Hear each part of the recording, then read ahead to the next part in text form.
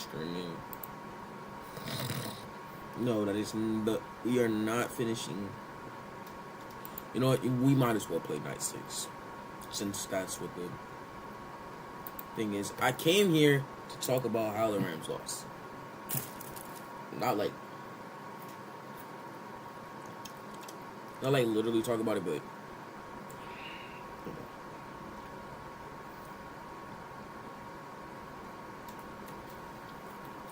I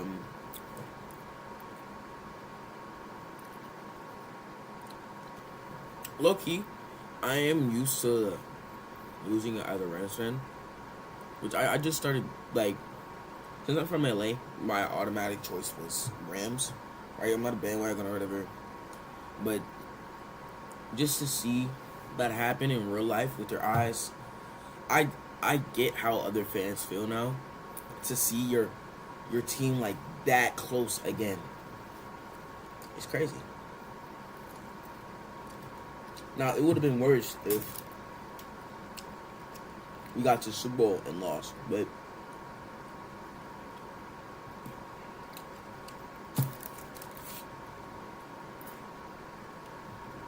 it's crazy. See that happening. I don't know. I don't. I don't have any words. I don't know what went wrong in the game. I'm probably gonna rewatch it. We're probably gonna play 6 Night of Candies and then go back to FNAF World. But well, FNAF World was kind of glitching, so I don't know if we're gonna do that. But we'll watch some videos today, of course. Which I didn't do yesterday because I was focused on candies immediately. So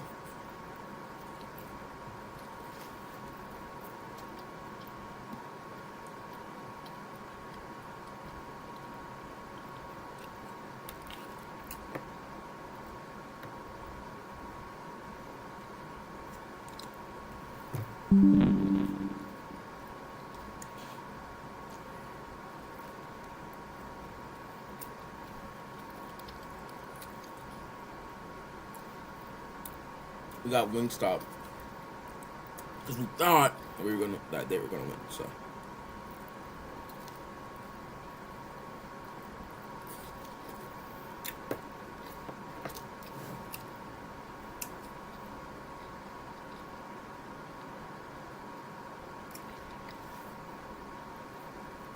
I bet you right now, my phone is charging, but I can bet you that my friend is going off in my DMs right now talking about, oh, you said they were gonna win, they lost, and shut up.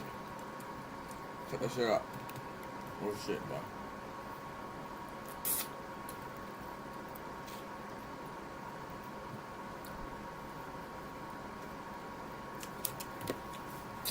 I'll be right back.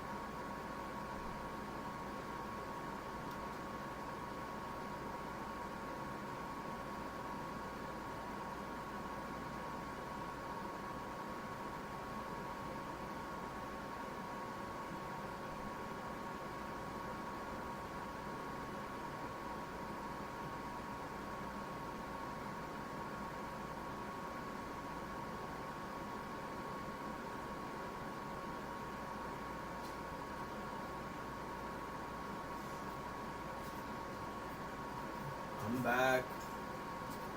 So, yeah.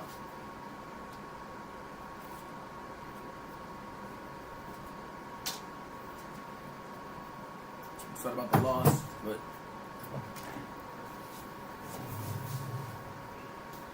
I can't really do anything about it, to be honest. I'm not on the field playing with them, right? I don't get why fans get so mad at losses. Because, like, I can't change the outcome. Right? I cannot change the outcome of that game unless I'm playing with them. Or I'm a close friend to them, or right, like I can't do anything.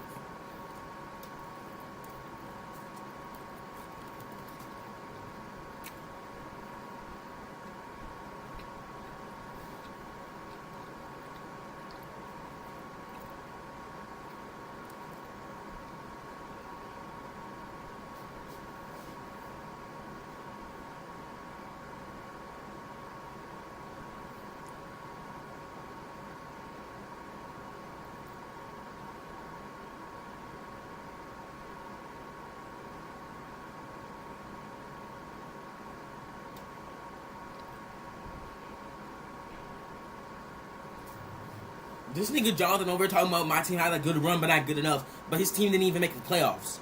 So what are we talking about? Huh? What are we talking about right now? You're a Raiders fan. You fucking bum. Fuck is wrong with you?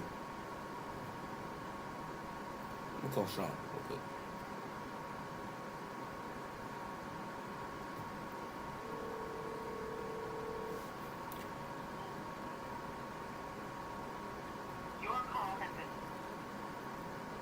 That's crazy.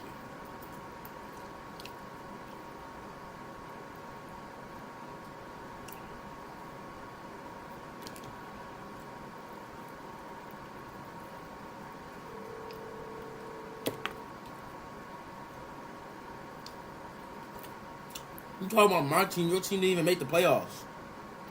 You on vacation like us? Y'all been on a vacation since your season started. Y'all frauds, man. It's like the second time now you guys made the playoffs. They made this one almost there.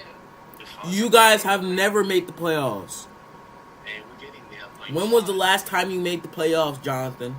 We made the five. That was like not too long ago, actually. Stop lying. It was 2002. No.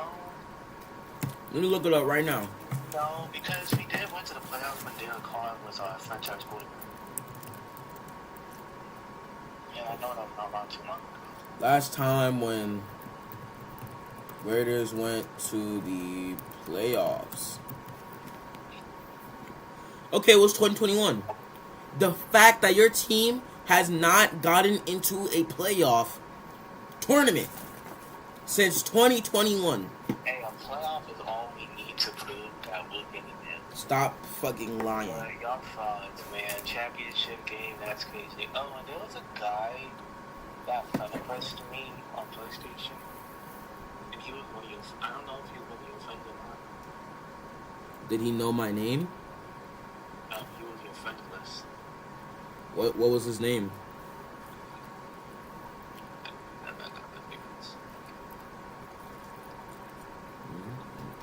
Sakata.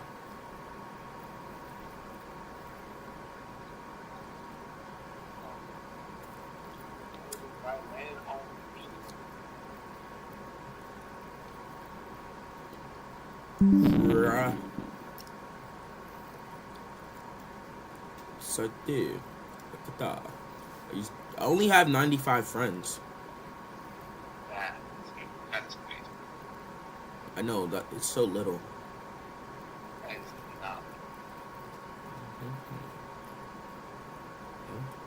If I try to look at your friends list, I can probably find them.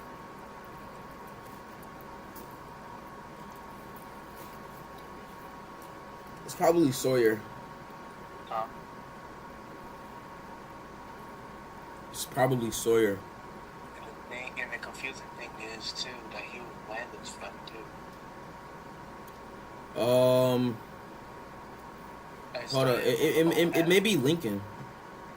Huh? It may be Lincoln. Now that I think about it. Hold on. What's his name?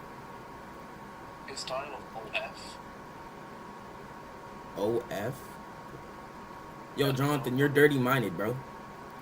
I know you be low. I know that you be watching that stuff, buddy, but not me. OF. It started with OF. Yeah, that's Lincoln. Yep. No, I think collided by accident. Stupid idiot.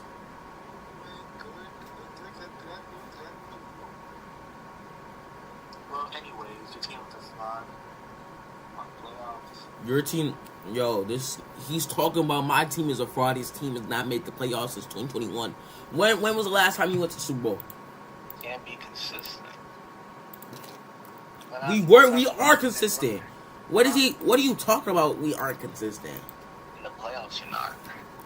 Last time, I'm not Raiders. I'm not talking about no Super Bowl because you know the Super Bowl did that. So last time Raiders went to the Super Bowl, January 26, 2003. that's when the Raiders. Yeah, last time you went to the Super Bowl and you lost by 48. 2003. I thought it was longer. Oh wow! I said appearance.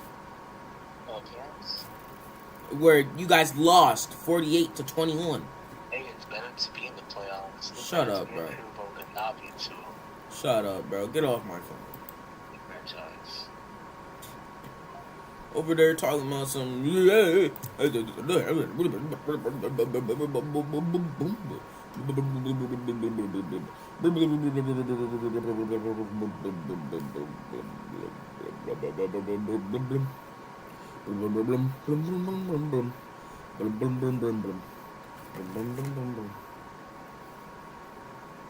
Love. That's crazy, bro, because I hate it too. This just doesn't fit. I hate TikTok too. For real.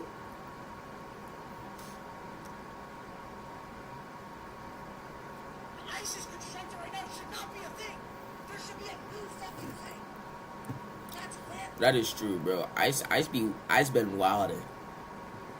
Bro, I've been watching these shit about nigga.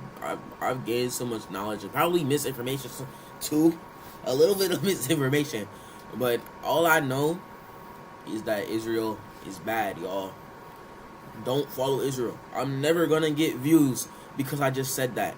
Israel is bad. Next thing you know, oh, he killed himself. No. Guys, look, I have a bunch of these streams, but the thing is that, like, most of them are fucking copyrighted for some reason. For some odd ass reason, it's been copyrighted, and I lost a subscriber.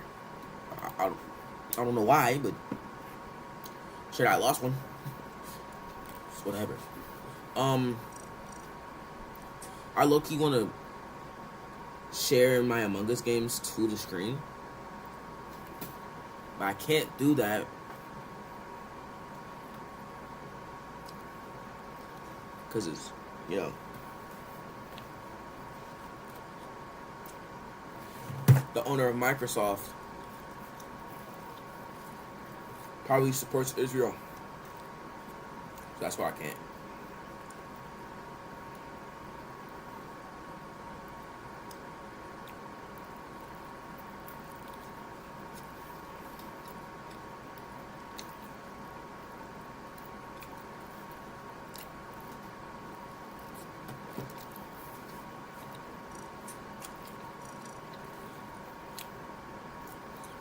Alright, I'm gonna show y'all me playing the game. Alright?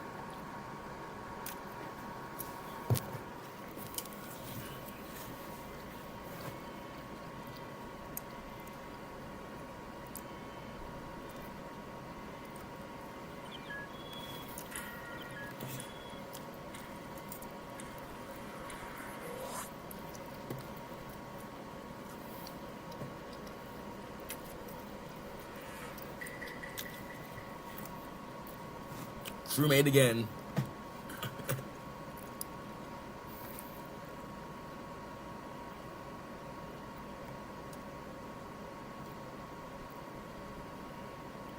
It's most likely yellow.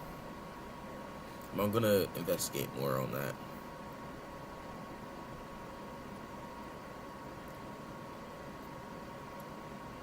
Okay, did he just shapeshift, or am I seeing that wrong?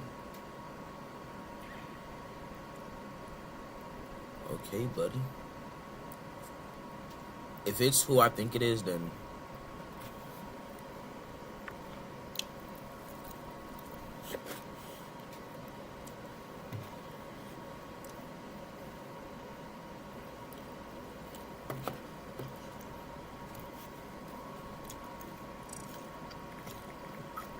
Maroon was near Nav.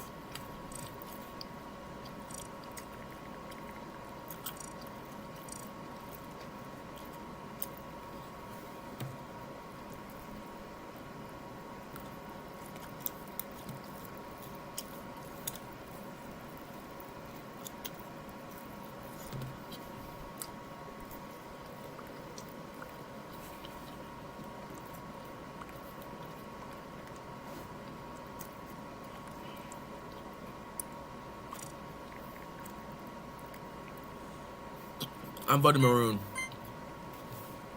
Every single time you play Among Us, you have to remember that in early rounds, you don't need to find the imposter immediately. You can vote out a couple of crewmates. Right? If you have a very large suspicion, then you can vote out a couple of crewmates, definitely.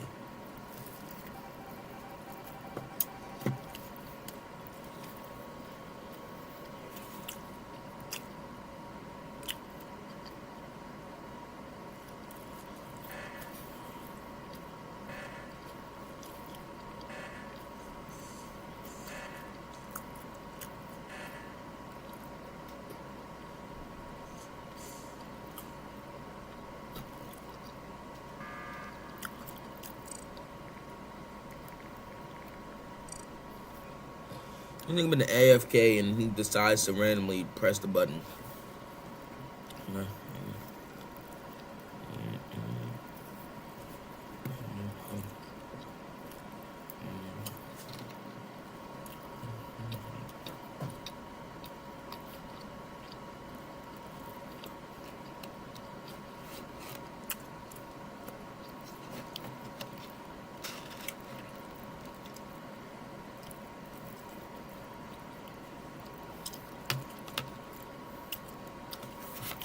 Okay, he had no cooldown, so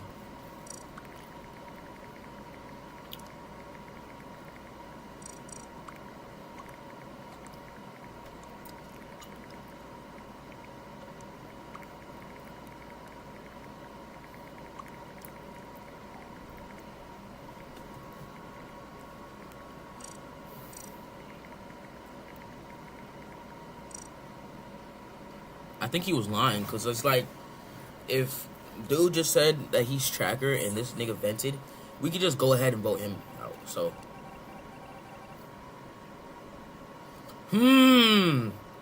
banana. Oh yeah, he left the game. Good. Let me keep an eye on Maroon, bro. Feel like he don't gonna do some shady shit. I think can y'all see this?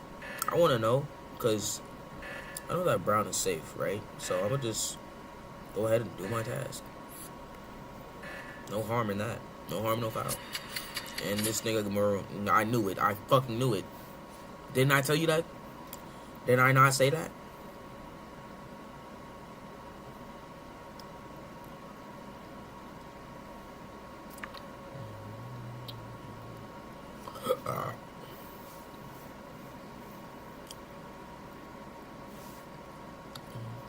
Shit.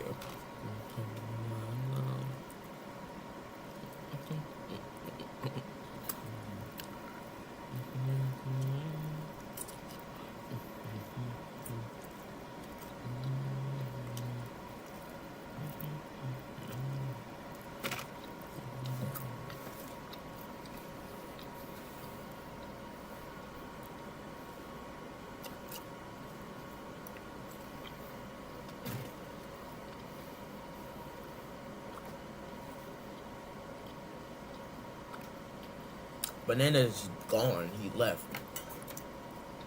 He saw that he was wrong and then he left.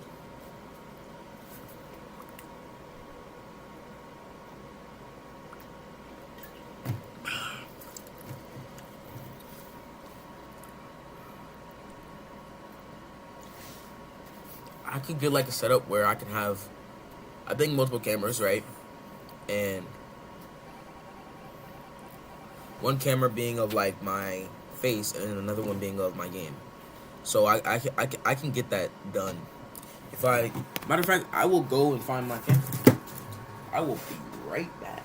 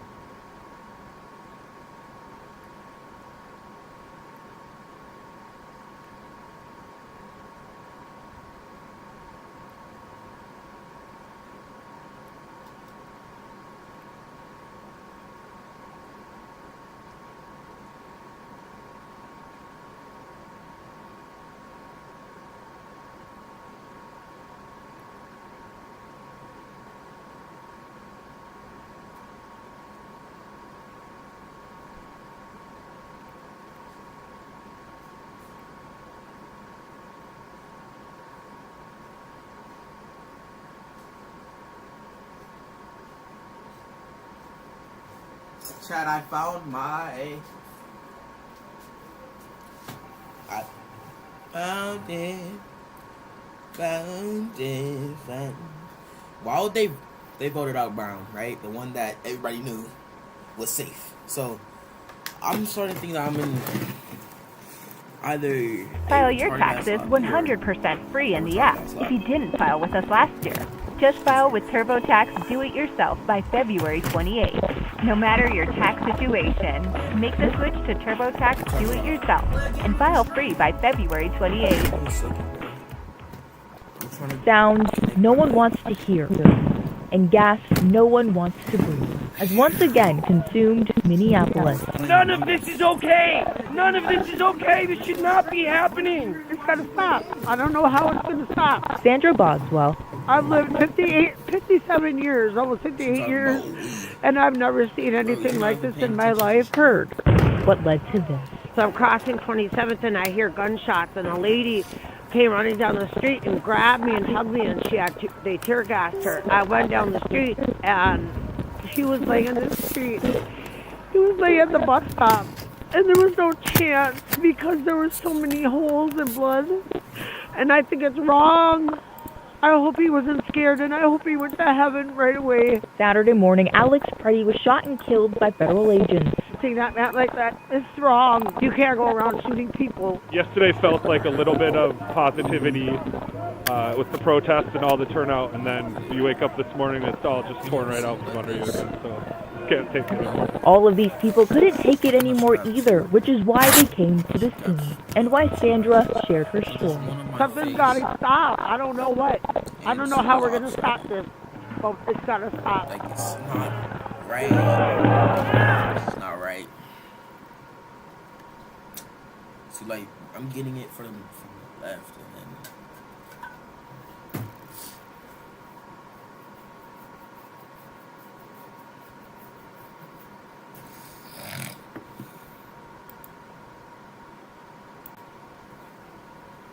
program, scene,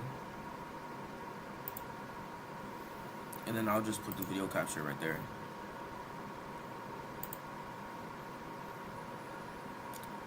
Yup. Wait, no.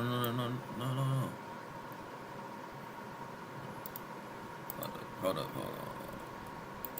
It would be better for me to use this one, like this, right? To where you guys can see what I'm doing. Guys, this is a process. So, I'm learning OBS Studio.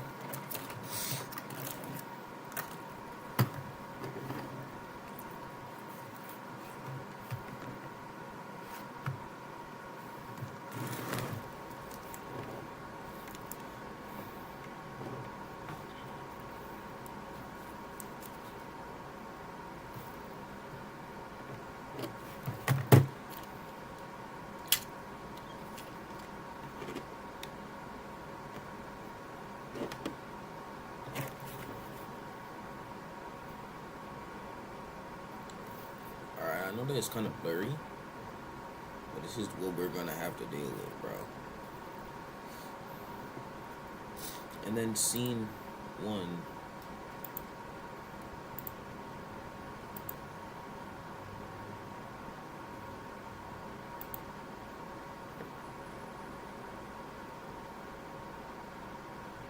Alright.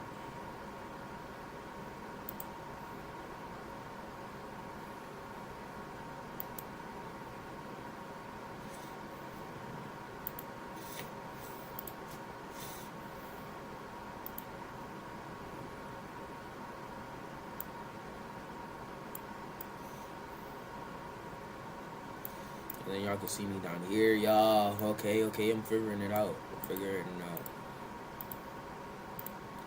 And this is, yep. Okay.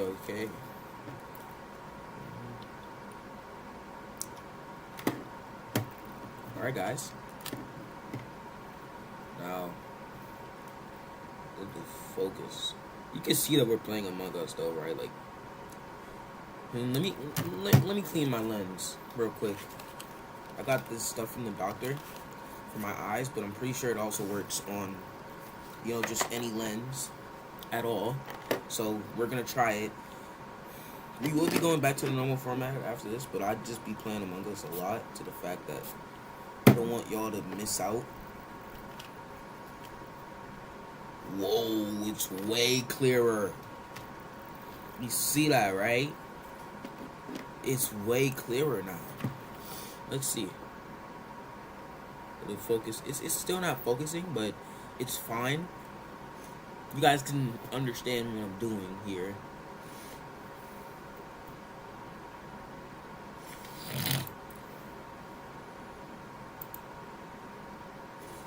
I'm trying to see what is better.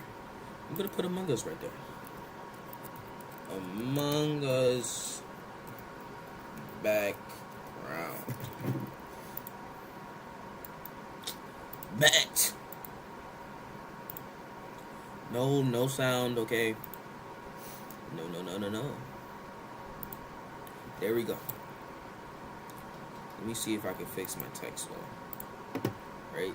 Cause y'all can. Yeah, that's good enough. I don't know. I can put it just right here.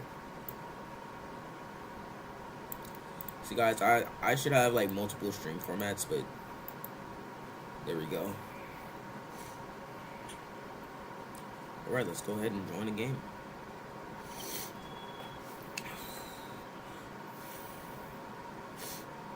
Can they hear me?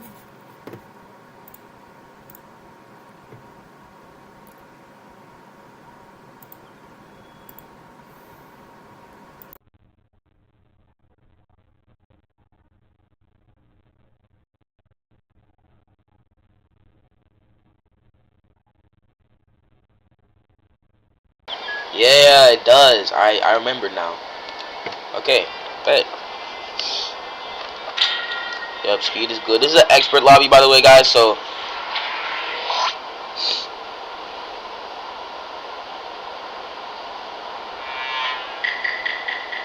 For crewmate, it's fine, though. It's fine. Engineer, though. Everything that I do is like... If somebody hesitates a little bit going... And, of course, a troll.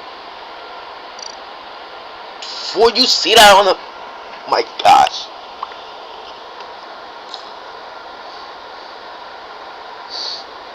Rose vented.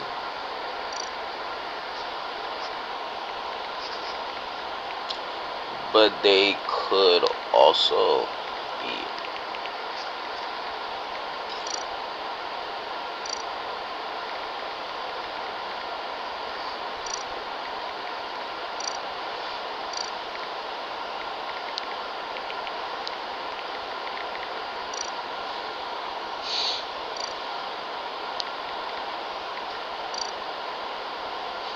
Dude, you always come across some retarded ass niggas, man, in the fucking game, bro. Sorry, I'm sorry, you too. I'm sorry. But it's just like, I don't mean it as a diss towards disabled people. I mean it as like, oh, he's an idiot.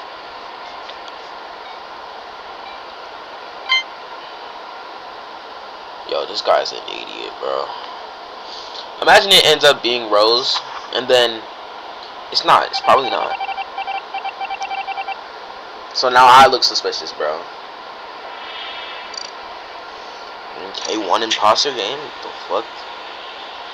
We're gonna join this one.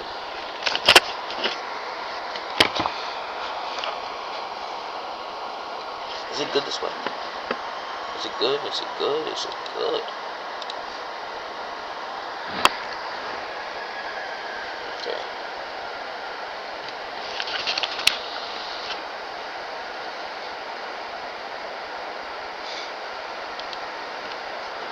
I'm not waiting that long.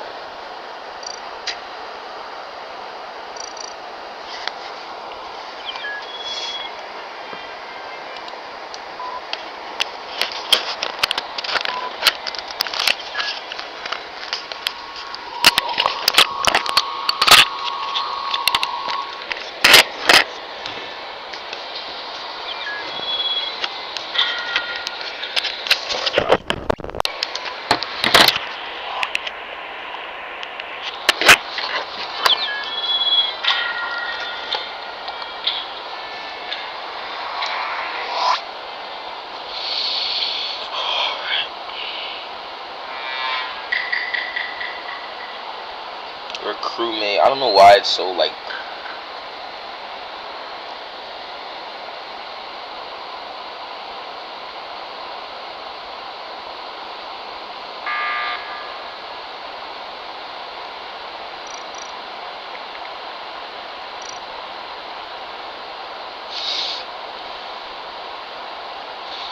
Expert lobby my fucking ass! Real shit. Expert lobby my ass, buddy. Bunch of fucking dumbasses. I have a backdrop for a reason. What the fuck am I doing?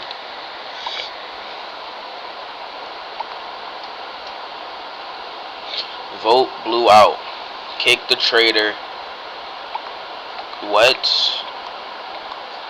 I think it's black, low-key, because he did question mark before anything. I'm not black, by the way. I'm cyan right there. As you can clearly tell by the fucking opening screen. But some of you guys in here are idiots, so I don't really know how to express it to you guys.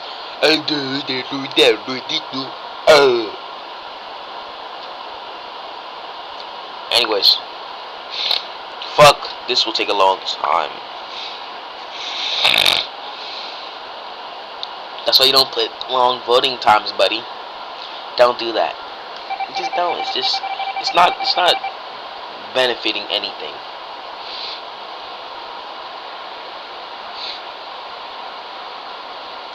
Is banana gonna do scan? Is yellow gonna do scan? No, they're both.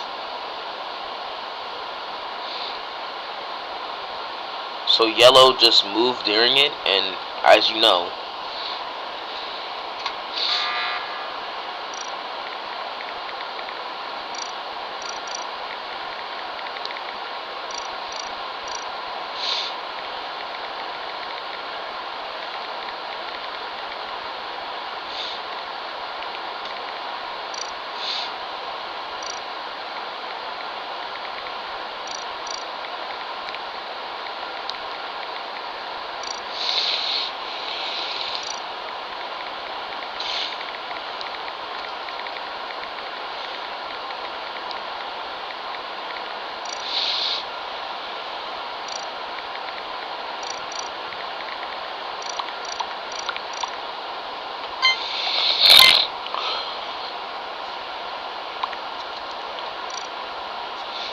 Black is he's protecting this guy, and we don't know if he's imposter or not. But still, like, it's weird that you're protecting him.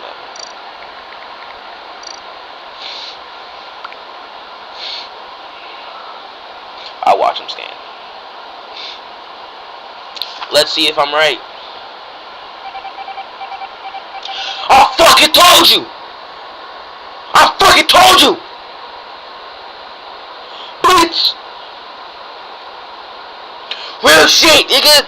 Wilson! Alright, black is safe, black is safe, black is safe, black is safe. Let me fix my camera. I was wilding out. A little bit. Just a little bit. Alright, so black. I'm gonna stay with black. I'm gonna stay with black. Alright, because it's like he's safe. So alright, I guess everybody has that task.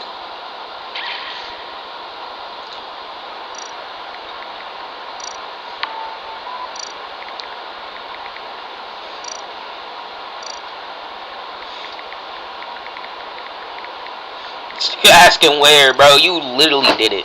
Oh, I think it's my brightness, bro.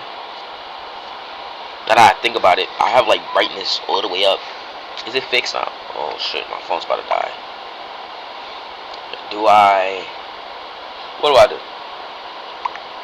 I'm gonna go charge it. Hold up. I'll be right back. First. It's not like I'm gonna be far away. I'm just gonna go over here. My shit. As you can see, my room is very clean, by the way. Okay? It is clean. Now there's some shit on the floor and all that, but it's clean. In my personal opinion, and just logical thinking, it is clean. So whoever wants to come into my comments, oh yo, his room is not clean. This shit is nasty as fuck, nigga. What the fuck are you doing? Get the fuck out of my live stream. Cause clearly you don't know that this room is very clean. As you can see, I have to rearrange bed and all that, but I'm gonna like keep it real with you. It's clean. So it's at 1%, by the way. So if I die, then it's whatever. Lime is imposter too. This is the problem, and it's that black probably is Gray's teammate.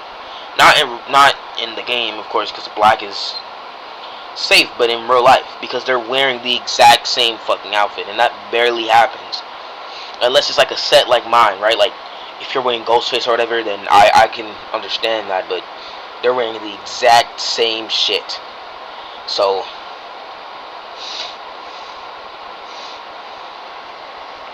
but he said this lime, so, and I have no emergency meetings left. Oh yeah, it's because I used it to vote out yellow.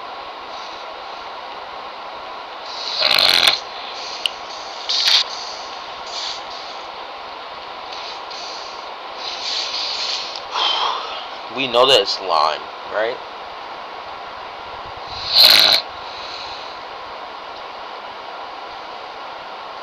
Oh, he's a venter, I forgot. I'm not gonna lie, I'm gonna stay in here. I'm gonna just stay in here because I know that if black is in the vents, then I'm gonna be safe. Okay, he's out of the vents now. They did that. I don't know who fuck left the game due to error. I mean, we all know that we fucking won, right? Like,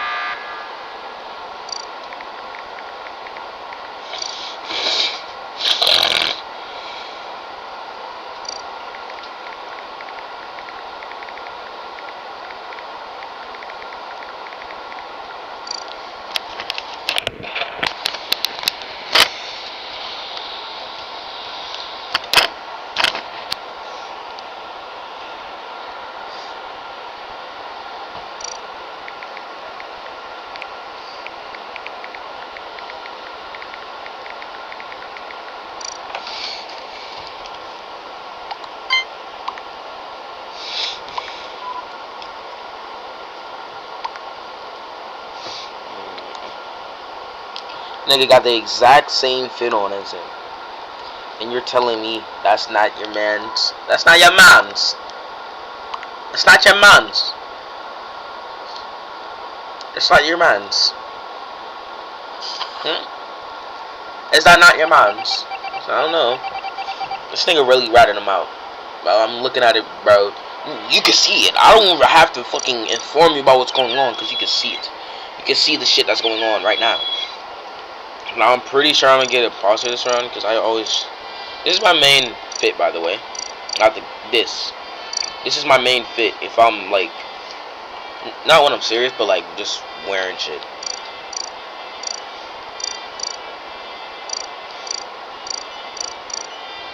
I feel like the lighter colors get imposter all the time.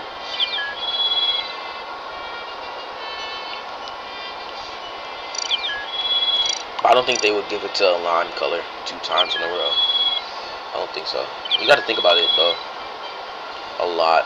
I don't have anything against being black in this game, but it's just I don't really like you know, darker colors. Whoa! Don't clip that out of context. No. I'm saying I don't like darker colors in the game. Right? Like I don't like. It's just I like lighter color. I'm gonna stop. Let me just shut up. Bro. Crewmate, let's go.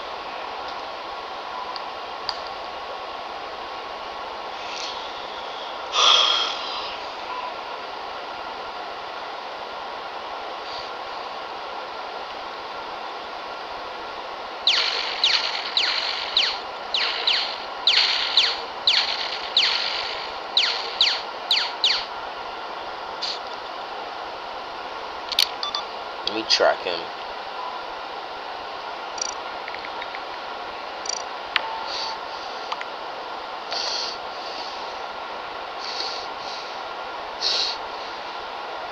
Black, red, orange.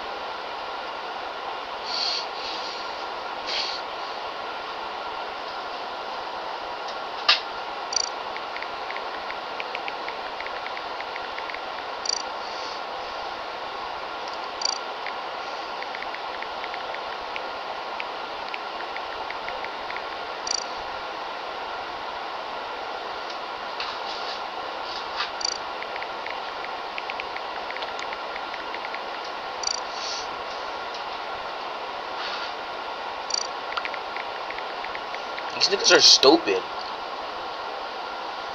These niggas over here talking about, oh, he's black, bro. This nigga's dead. He's dead. He's dead, bro. He's dead. Like, what are you talking about?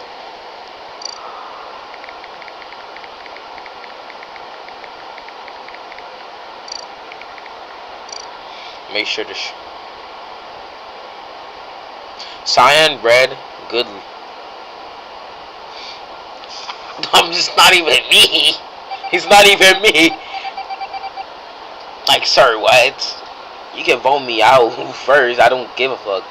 It's just the fact that imposters do that sometimes, but it's most likely like red. Yo, it has to be.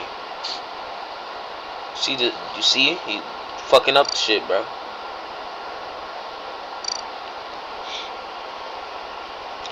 I'm gonna get killed, and it's gonna be like, oh, well, it's obviously not him. Nah, I'm gonna have 5 more.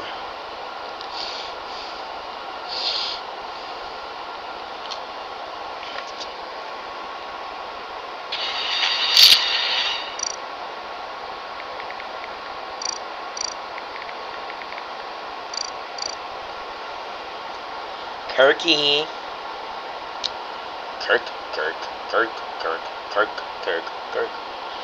Charlie, Kirky. I just popped a perky. Oh, Charlie, Kirky. I just popped a perky. Probably. I'm gonna leave the game. We gonna play something else, bro. Let me see how it worked on the stream now. I want to see if it came out right on the stream or if it came out wrong. But yeah, this would low-key be a good angle if I'm being honest. Just have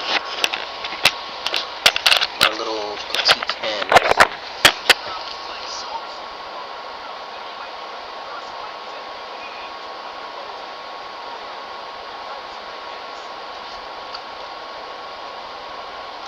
Let me see how it turned out on the stream.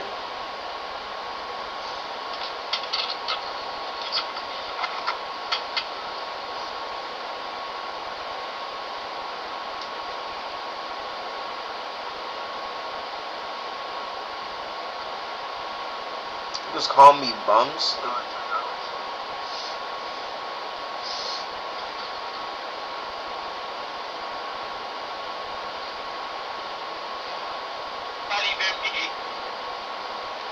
Like, sir, what? You can vote me out first. I don't give a fuck.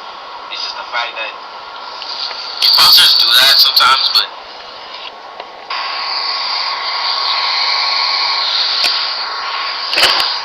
Not even me. Like, sir, what? Leave the game. We gonna play something else, bro. Let me see how it worked on the stream.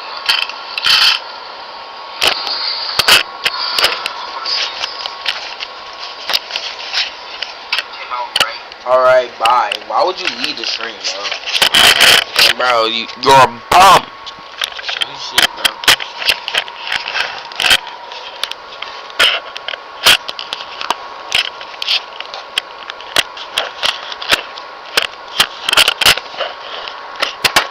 Oh, fuck. Alright, picture of Jesus.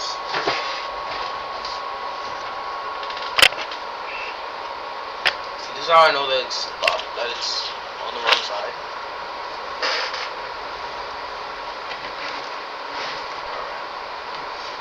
I have a sniper with me. Get my blanket. It's kind of cold today. Weather forecast. It's kind of cold. I think there's someone hanging over there. Let me put this down. Yikes. This is my setup. Okay. This is my setup for now. Let me unplug this because I'm not going to use my phone. At least not over here. Wank, wank. Get it, guys? Because I be going.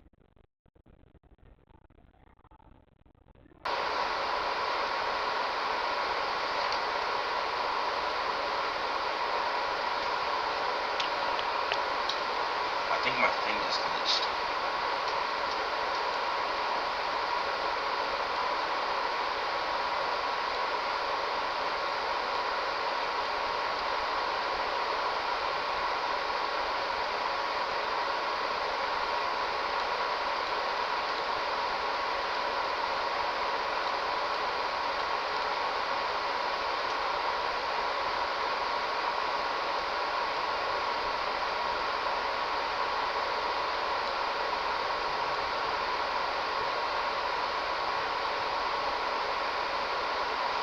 Let me just put it out.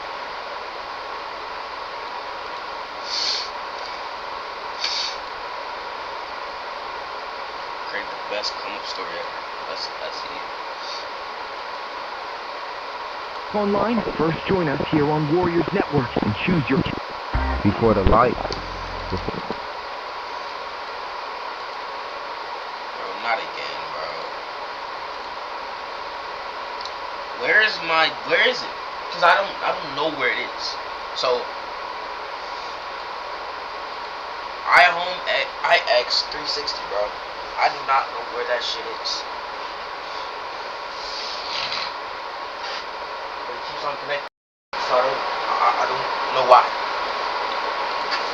Before the rankings, before the hype, before anybody knew his name. This story started in Texas. Just a kid with a ball in a dream. They didn't know it yet, but in Texas. My fault. It's my shit.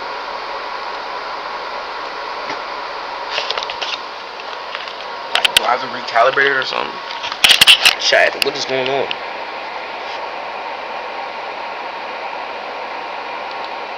Alright, let me just remove it then. Please don't break my heart. Let me re-add it, bro.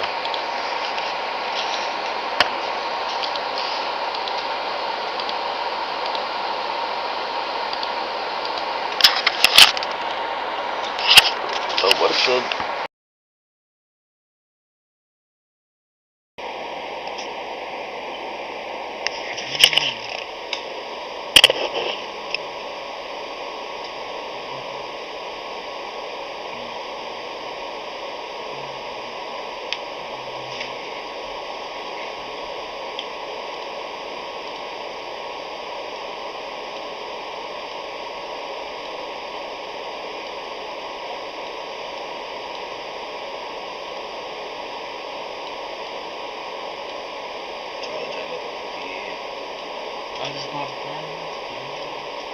And then my other camera starts glitching.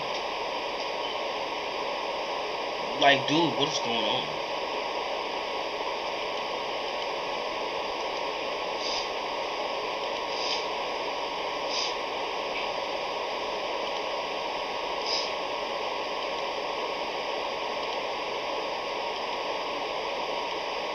Let's just remove it right now. I'll probably start it back up later. Alright. Let's use this camera because it's way better. Not only is it better, it's more professional. In my opinion. In my little opinion, it's kinda better than the regular one.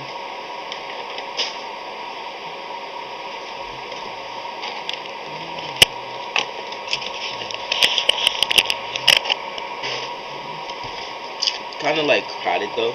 It's not really like getting a wide view of everything, but it's fine. It is fine. I know that. Okay, let's just. Texas, a kid named Izzo. Let's start it back. Before the lights, before the rankings, before the hype, before anybody knew his name, this story started in Texas. Just a kid with a ball and a dream. They didn't know it yet, but in Texas, a kid named Izzo Smith was just getting started.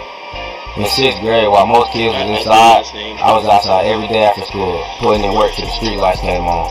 No cameras, no hype, just me, the ball, and the grind.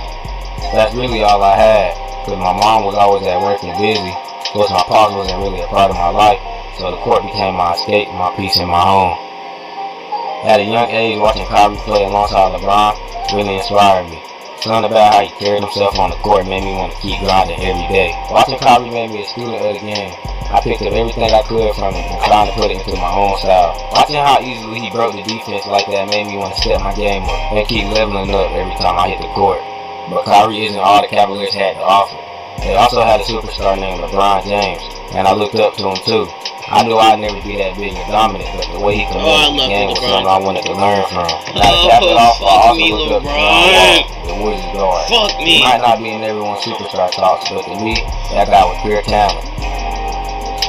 And what I admire most about John Wall, that was his athleticism. The way he could fly down the court and change the game in seconds.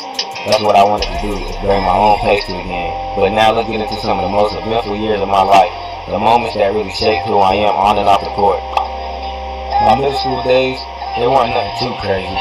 It was all about what happened after middle school. The camp where you really got to showcase who you were. Because nowadays middle schools be like 6'9", dunking on everything. With 10 D1 offers, and they ain't even stepped on the high school court yet. So the moral of the story is, I had to find my spot and get in where I fit in. So let me just tell y'all real quick. This MHSTV video, that was just a teaser, meant to get y'all hooked onto the story. Because me, I wasn't out there at no fancy camps. I was hitting up the regular local basketball basic camps. You could definitely see that the work was paying off.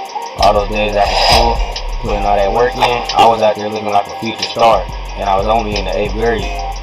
One thing that stood out the most about my game was my ball handling. I always had the ball on the string. Behind my ball handling, I'll say with my jump shot. Standing at only 5'10", I had to have a smooth stroke to get my buckets. And you could say I had some jumps. I wasn't punching yet, but I was real close to.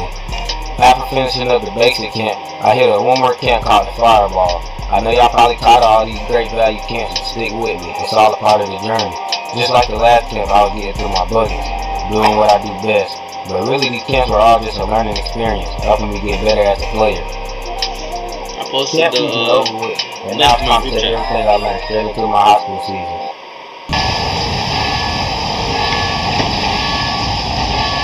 Oh man, we may play this. We may play this. World of Warships. Let's see. We may play this, but let's just go back to it. Deciding to go to Marshall High School just felt right. Texas has always been a hooping state, and even though Marshall isn't a big household name, even in 3 years I could probably make it one. But like I just said, Texas has always been a hooping state, and I mean, look at Kevin Durant in his Texas days, killing it, averaging 26 points a game, starting every single game as a freshman. You could see what type of dogs Texas was breeding. He was just truly unstoppable, and ain't nobody you could put in front of him that was gonna slow him down. And if we move closer to present day, you got talented Malcolm Black shining at Duncanville, another Texas kid making moves, and showing the state's talent never slows down. I'd even say he's a real example of a true point guard, always making the right play, and always willing to pass up a shot for a better one. So basically, there's a ton of talent I gotta compete with just to get noticed in Texas. Basketball, De'Aaron Peterson is one of the best prospects I've ever seen in basketball. And dude may be this. I glaze LeBron a lot, but he may be a contender for LeBron or just the number one spot in the league. Right? You don't have to be a contender for LeBron, but just the way that he plays, he will definitely he'll definitely go up your favorite player ranks. So keep a watch out for him. But I'm always down for the challenge. Making a high school roster was just the start, and trust me, don't let the varsity name fool you. I was 100% better off playing JV. For one, they gave me this overly fat number 22, and then I ain't see the court the whole season, so the only time I got burned was in the warm-ups, and I was going extra hard in the layup lines. I was one of the freshmen who had all the jokes in the book, because you might as well make the best of it if you know you know. I didn't take a single one of Coach timeout too seriously because I already knew I wasn't getting in the game, so there wasn't no point. Next up, we gotta talk about the real standout player on our team. It was Bryson Williams, ranked number 8 in the sophomore class and number 2 in Texas sophomore. He's a killer 3-level scorer, and standing at 6'6", he could do damage from anywhere on the court. Bryson gets to his spots easy.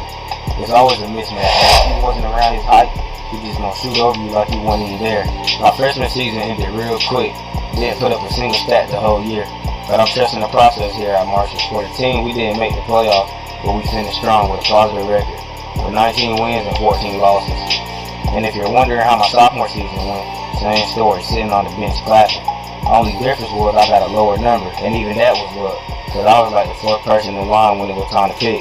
Team came through this year though, finishing the season 26-7, and hitting the playoffs for the first round. And like you can see, we playing some good basketball. We had a 10-point lead with 3 minutes left, but turnovers and bad possessions, our offense killed us down the stretch. And with all those points we gave up and couldn't answer back, the game ended, and the guys took a 6-point L. So just like that, the season was over with.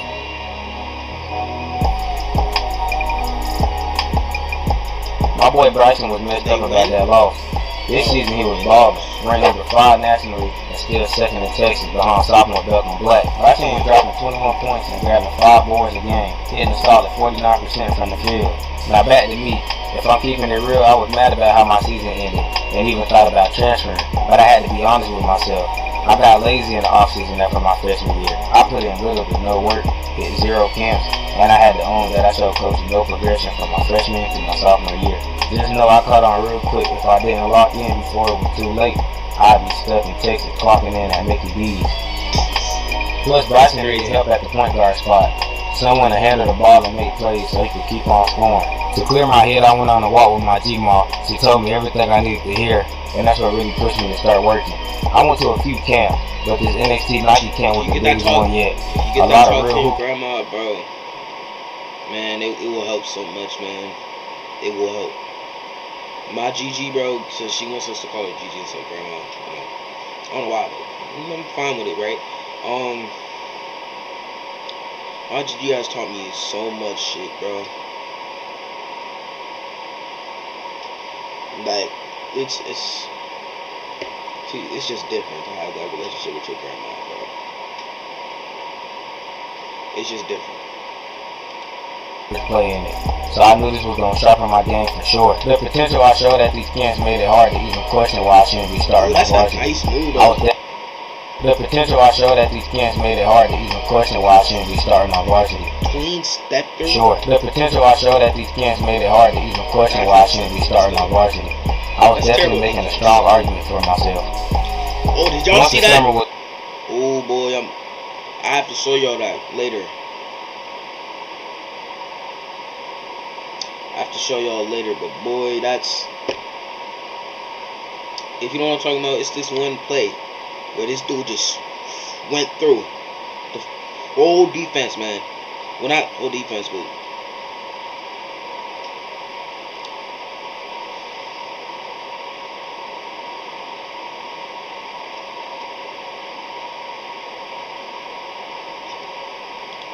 was over and high school was back, I felt more ready than ever.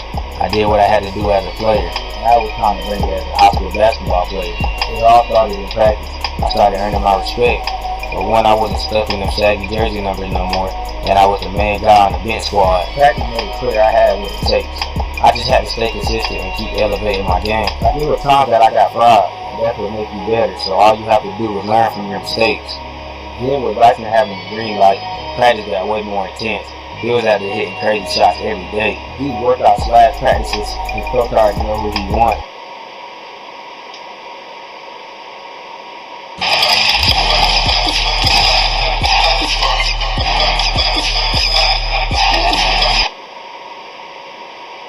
I was out here working on everything, leaving nothing off the table. With the season starting in just a few weeks, it's time to get my mind right and lock in for a great season. Going into my junior season, I hit a growth spurt. From my 8th grade year only being 5'10", by my freshman to my junior season, I hit a growth spurt. From my 8th grade year only being 8th grade year? You look like that and you an 8th grader? No, right? 8th grade? Nah, he wouldn't be in 8th grade because you said you were in your junior season, so you would be in 9th grade. I think he meant 9th grade, bro. And then in his 10th year, I mean, that's probably going to be my height at 9th grade. Please, Lord. Please, yay. I'm going to get up there. I'm not trying to get too tall, right? But about 6'1", 6'2", I'll be good. 5'10". By my freshman season, I had barely touched the 6 foot mark. Sophomore year, I said I grew an inch. Also, he was in 8th.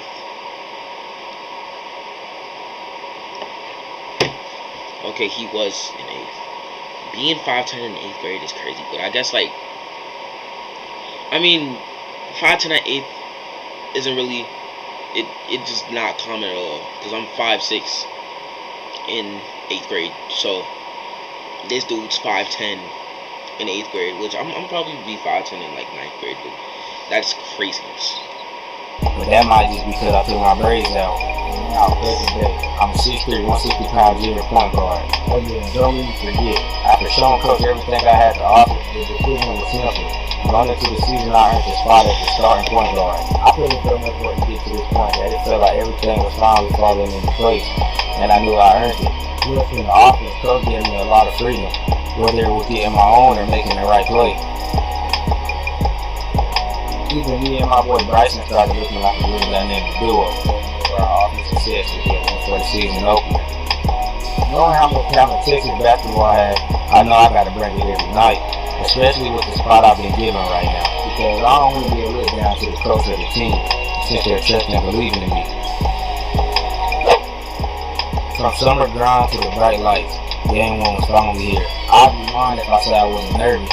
First game, a lot was on my mind. Right before tip though, I finally settled in. But before we get into any other week 1 activities in the game, put down in the comments what my jerk is. I rate my jerk 1 out of 10. Let's get back into the important stuff. Going into this game, Bryson is the #1 ranked player in Texas. I could welcome Black left to play for a team in Florida. With Belton leaving to play for Southeastern Prep down in Florida, it opened up the #1 spot in Texas. Bryson had been right there for so long, so when Belton left, that spot became his. Now all he had to do was keep performing to hold his spot. That's a big name to carry, being the #1 player in the whole state.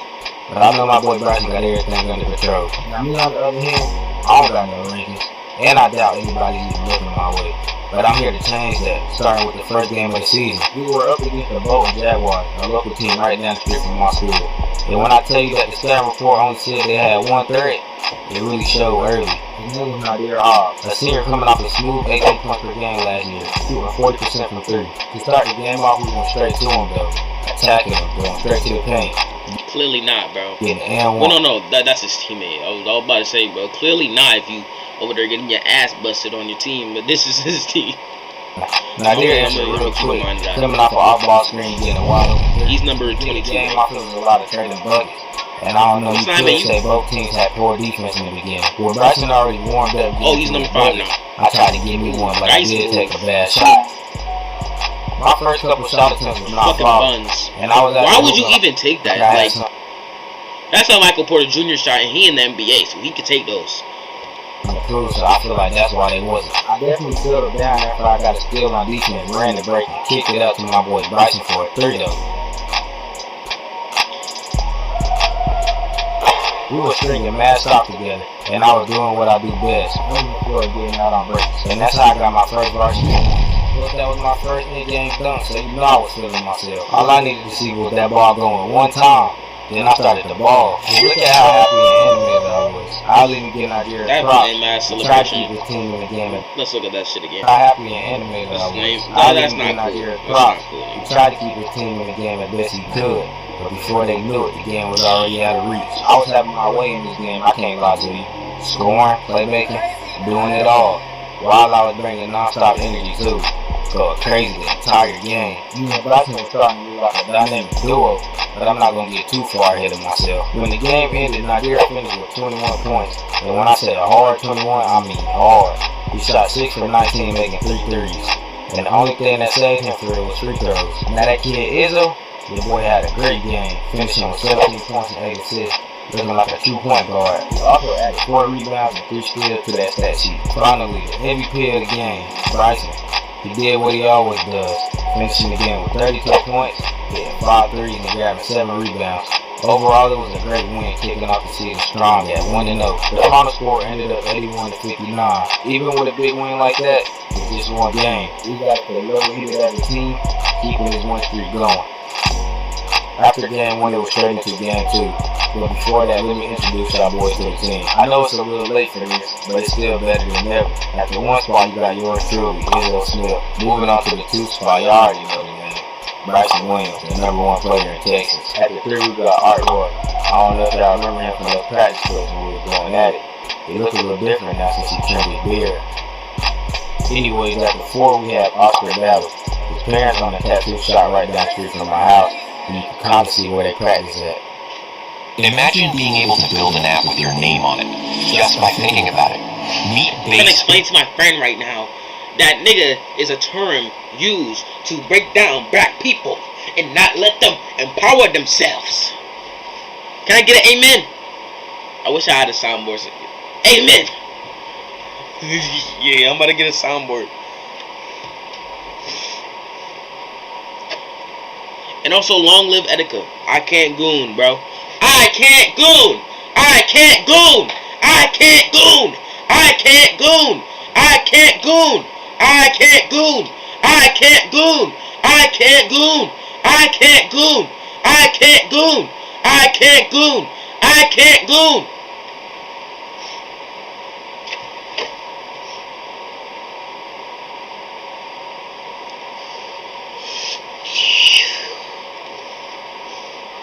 Lastly, our 5, Jack Jackson.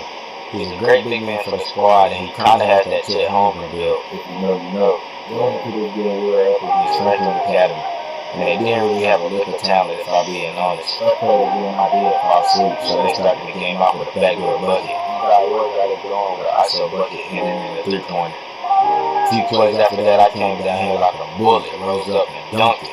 When I tell you it felt like I was flying, I mean it looked like I've been starting working years after that. They felt a little different. I'm usually a tempo player, feeding off energy. But this time I set the tempo, getting to my buckets from the jump. I think that win tonight too. We had a couple defensive breakdowns, but I wouldn't even call it that.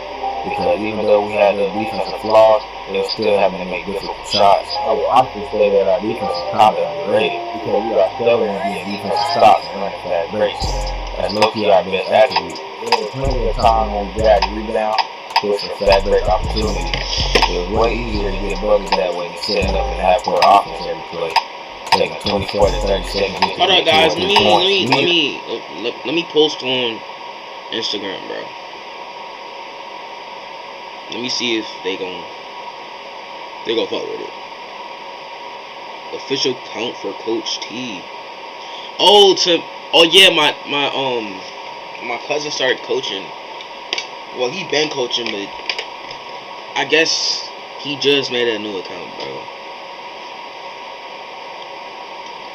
He coached the Beast. Ooh.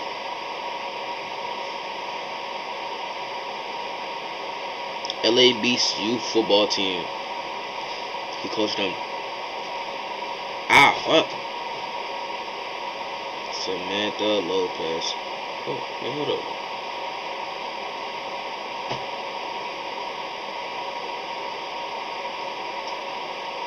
Hold up a minute.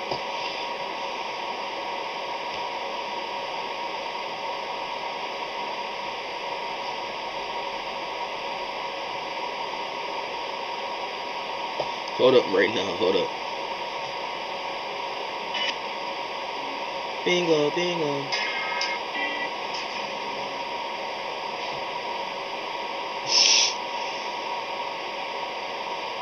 Followed by, I'm not following the fucking Lakers. Fuck the Lakers, nigga. Now we ain't better than my team. The Grizzlies ain't better than Lakers, but shit, I'm gonna still say fuck the Lakers.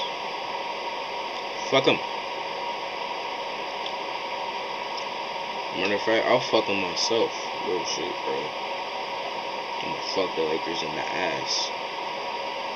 That's what I do.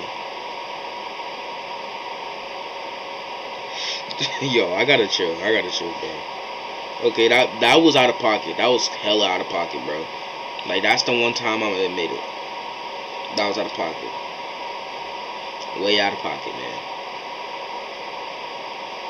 Bingo, bingo, baby, I love you, ain't that crazy?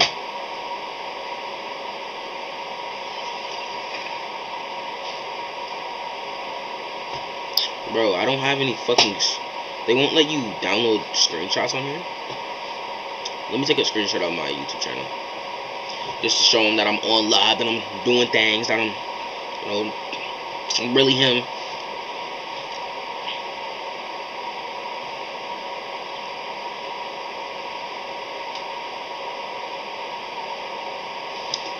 Why is the stream cover like that, bro?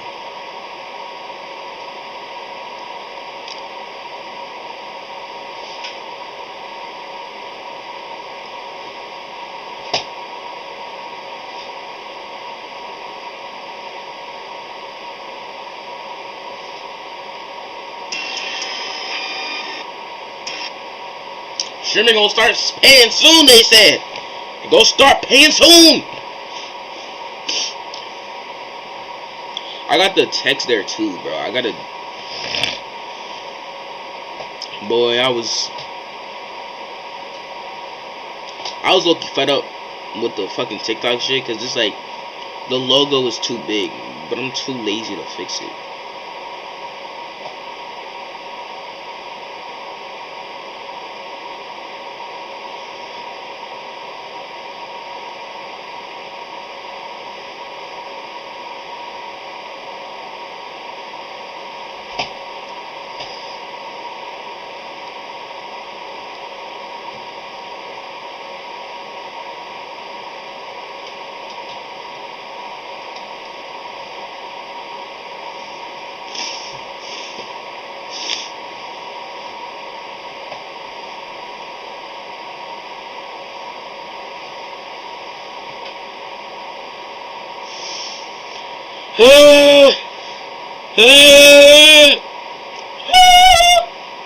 I had to do something.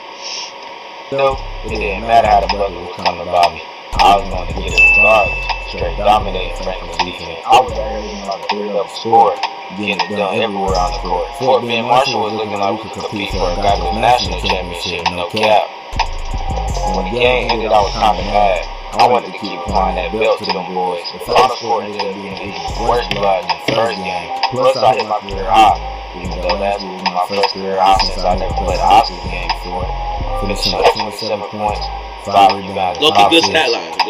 Bryson also had you gotta get those assists up. 24 points, 11 rebounds for a double-double, added 2 assists. The coach named me the MVP of the game over Bryson, who had a double-double. It gave me a whole new boost of confidence. No coach would recognize me seeing how the work I put into basketball, especially this season. Once the first week of 5 rebounds at 6'3" is low key. time to lock in. Did it take 5 rebounds? I'll be real with you. I know it's 5 assists, I was but going to you be know home it's all 5 week. rebounds. In class, I 27 points. Yeah, that's good for a 6'3" point guard. Double. Very good. Basketball, especially this season. Once the first week of our season wrapped up, it was time to lock in for study hall. I'll be real with you. I already knew study hall was going to be my home all week. In class, I had a few missing assignments that turned into zeros. Hopefully, haven't had at all. He got on me quick, especially since I was barely above the 2.0 eligibility mark, sitting at a 2.1. I wasn't studying hard from sun up to sundown, or at least that's what it felt like. Coach wouldn't even let me practice until I finished all my hours. That AI shit, big. Look And ugly. you might be wondering why this even matters. Even with Beckham Black out, it's still a very talented team. With Beckham leaving, it opened the door for Chris Hunt Jr., a talented 6'1" guard who played alongside Beckham last year before he left. I think him staying at Beckham was a good choice, a chance to show people what he really made of.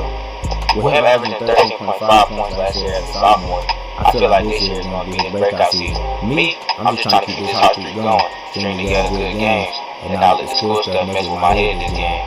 Beckham also have a talented big man who goes by Kyra Lewis. We'll see how dominant he is in this game. First play of the game, as soon as we touch the ball, we feel a turnover. Chris raced down the court and drew a foul, too. We didn't let that get to our head, putting up a 3 right after our turnover.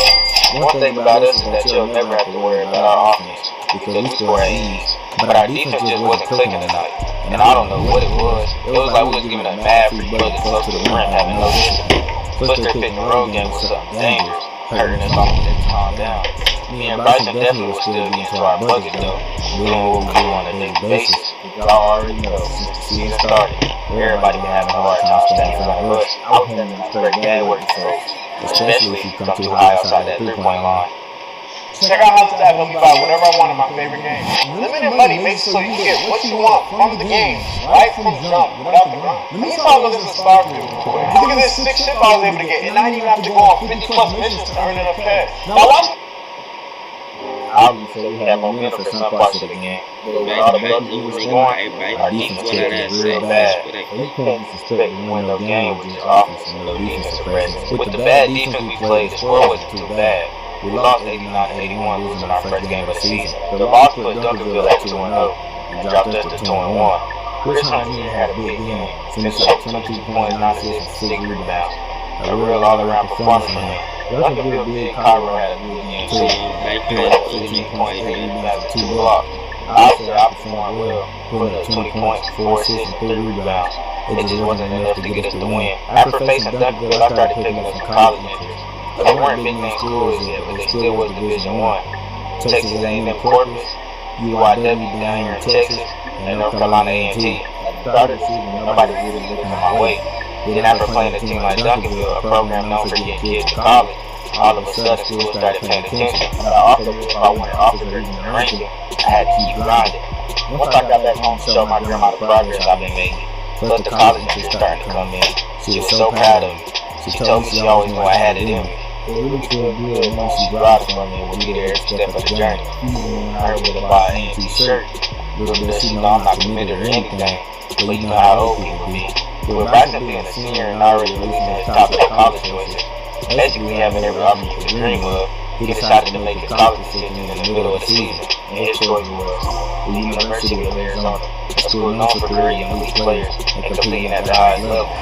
Seeing him commit gave me even more motivation to keep grinding and pushing my game to the next level. It all started with practice. I was definitely a believer that practice makes perfect. I've been going hard here from this, trying to level up my game. Taking all those games like shots and practice made it easier to knock them down once it was time to get the actual game. Knowing that college and watching put a little extra pressure on me, I knew if I underperformed, I would lose everything. We got back to that big game, but I'm not trying to take another loss. And I know it's the third time to get to our 4th game of the season, the last one of the week. Dynamic Prep School was facing the Texas Powerhouse program, in some people's opinion, the best basketball school in Texas. This year they got a new look though. A 5-star transfer, Cam Sanders, a 6'5" scoring dominant point guard. Next to him is another 5-star shooting guard spot. That big bodybuilder is nigga, man. What the fuck? 6'5" scoring dominant point guard. Next to him is another 5-star at the shooting guard spot, Marcus Wade, a straight sniper if you give him too much space. One thing about Dynamic Prep, they always got a dominant big man, and that ain't no surprise with Jermaine O'Neal owning the program. This year it's a 5-star senior, Alex Turner. I tried to take it to him out the gate, but their defense was something he took it serious. Our end, we were getting stops too. I took on the challenge of guarding their best player, 5-star Cam Sanders. It wasn't no easy cover at all, with them trying to force feed him. I was able to jump lanes and get in position for steals. and turn those into fast break opportunities. It started getting real bumpy and physical out there. The refs had no choice but to start blowing a whistle. If 2K had a wear and tear system, I could have sworn my head was on red after that fall. Like I said at this week's practice, it makes perfect. We learned how to guard pick and roll and show we was not allowing any this game. That's when they got my boy Bryson going. Once you get him started, we become a real scary team. They knew it was going to be a team effort to win this game. Cam was a tough guard. He could have tackled us just as well going both ways with the ball. They went on a crazy run. Every 5-star on their team started dropping points. It was impossible to slow them down. If one missed, the other would step up and finish the play. Ain't nobody in that gym expecting him to rise up like that and throw it down. Their offense turned into a defensive stop, giving them the lead heading into the fourth quarter. Going into the fourth, I strung together some good plays offensively. Dynamic was getting back down one bit in the entire game, knocking down some crazy shots. But y'all already know how I'm coming. I had to go get my face back. Bryson noticed he had a mismatch, and he took it straight to him. It was coming down to the wire. After I hit this clutch layup, the game was tied with just a minute left. We got the ball back, and Bryson went straight to the rim, hitting an and one to complete the three-point play with 14 seconds left on the clock. For the final play, Cam let the clock run down and called for an ISO. Waving his hand to let everybody know to get out of his way. He sized me up. Got just enough space to get the shot off, but he missed. And Dynamic prep came up short. Y'all don't even know the relief I felt when he missed that shot. Because if he made it, y'all would have seen my face all over social media. Still, we gotta give credit where it's due. Cam had an amazing game.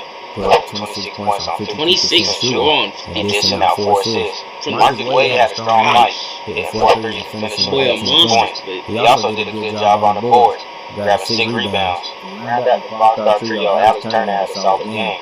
10 points, 10 rebounds, and a block. For a team with 3 5-stars, I did what I had to do, making the right plays when it mattered. I finished with 14 points, 7 assists, 4 rebounds, and 4 steals. A solid way better. This is what I be expecting from bro. Like, not like he's not an actual fucking player, but like, you know, this is the style line that you should have as a point guard, bro.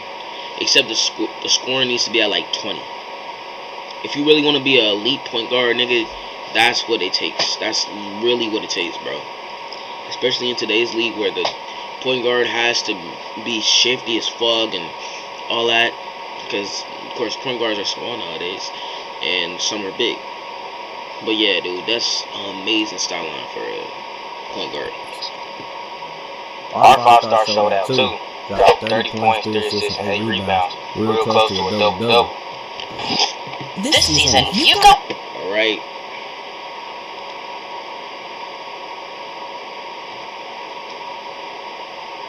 Yeah, that's true, that's true. Let me see if... I want to check... I'm checking my channel so much because I don't know if it looks good on here or not. Let me check the chat, though. I don't have the chat open.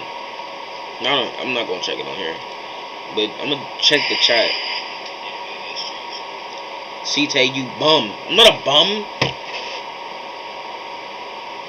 Dude came back into my channel. Called me, your cheeks, I'll whoop you. And what?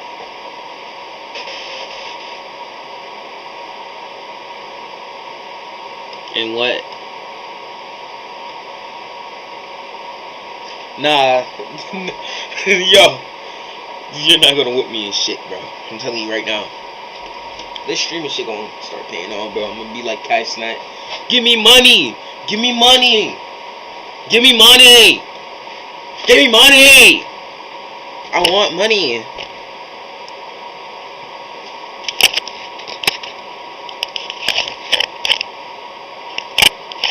Anything. Anything? What do you mean by that? What do you mean by that?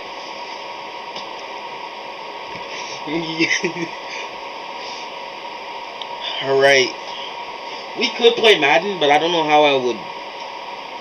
I think I would put this camera on my thing over there, and then y'all could watch me play Madden. Keep begging.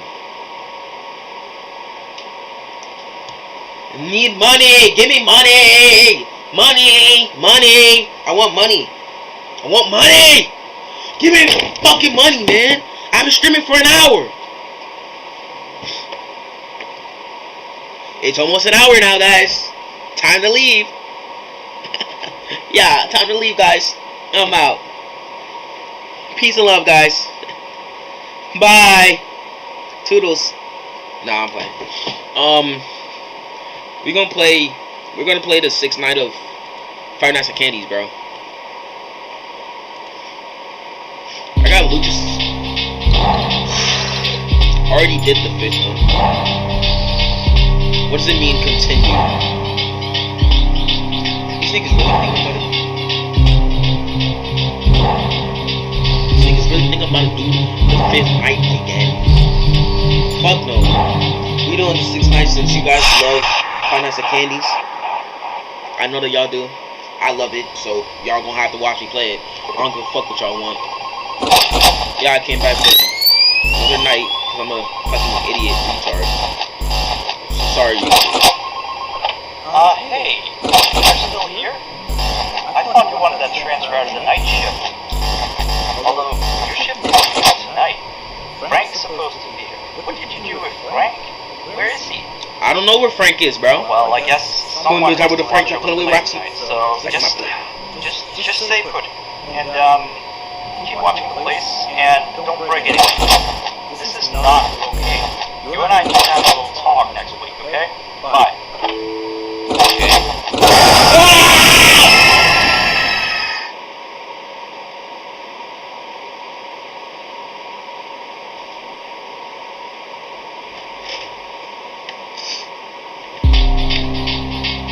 I just checked the 4th camera. Who the fuck was that?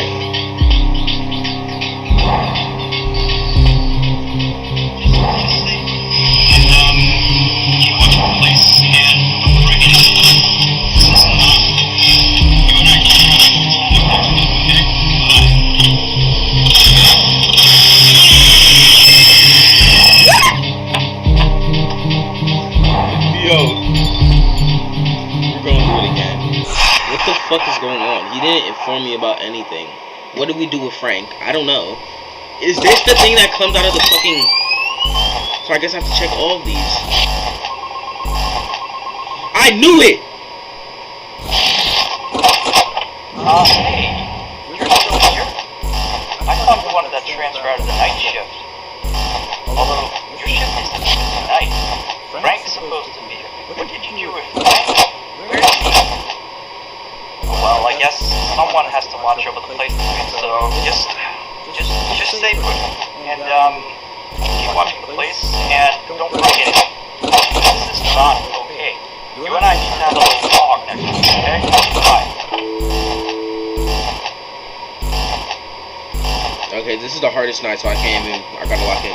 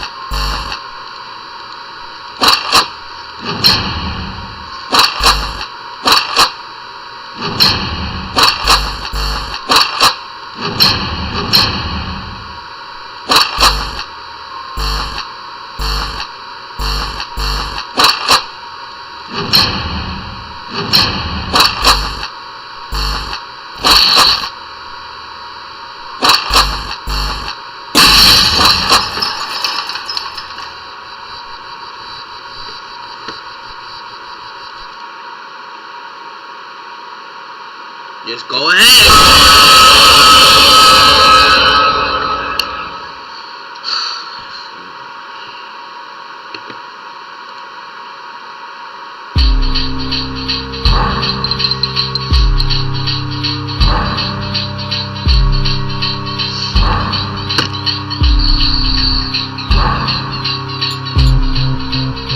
Let's try again. That's the farthest we made, I'm pretty sure.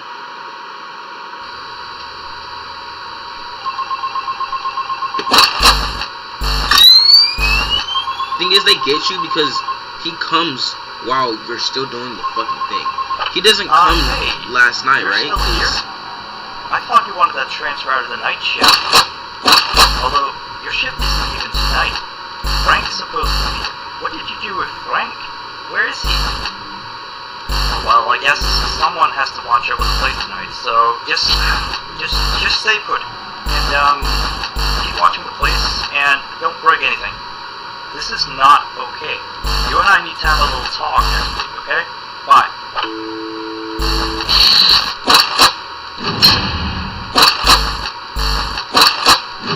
Okay, so he doesn't have a glow either. This is an old animatronic. I think that's from the old game, right? Because I've seen other Friday Night Candies games. But I think that's for like different editions. It's in like a February. Unboard a brutal soaring into sky. Shit. Let's go. Boy, I'm passing my motherfucking feet. I'm about to say, I can't see if that's a fucking Sonic or... There, this thing comes. It's 1 AM. No.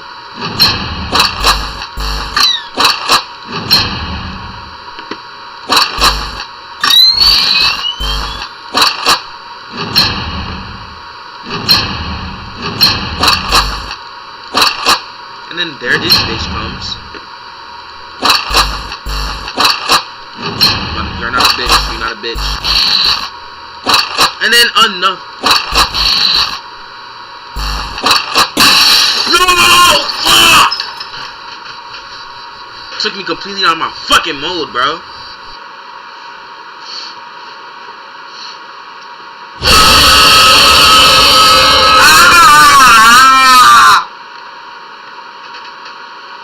I can't.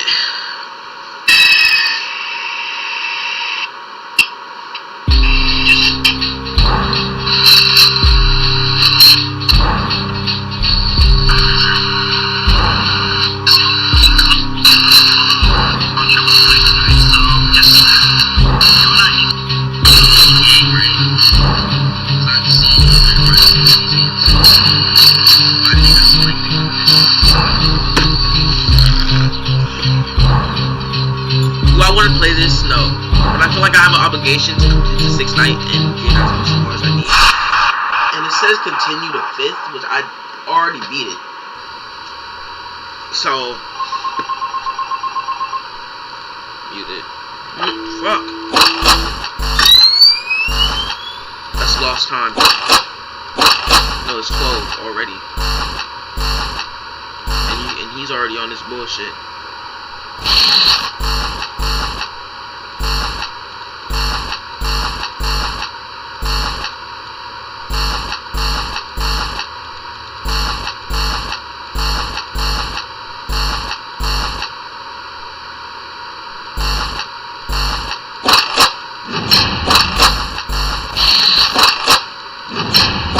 Of the old animatronics, bro.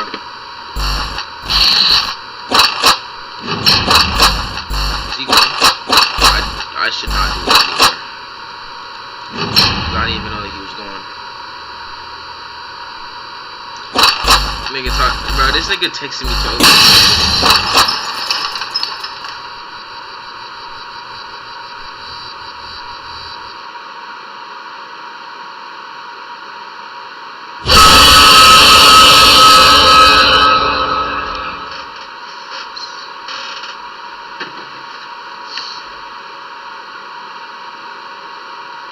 Hey, bro, go jump over a bridge or something, bro. Go clock into work.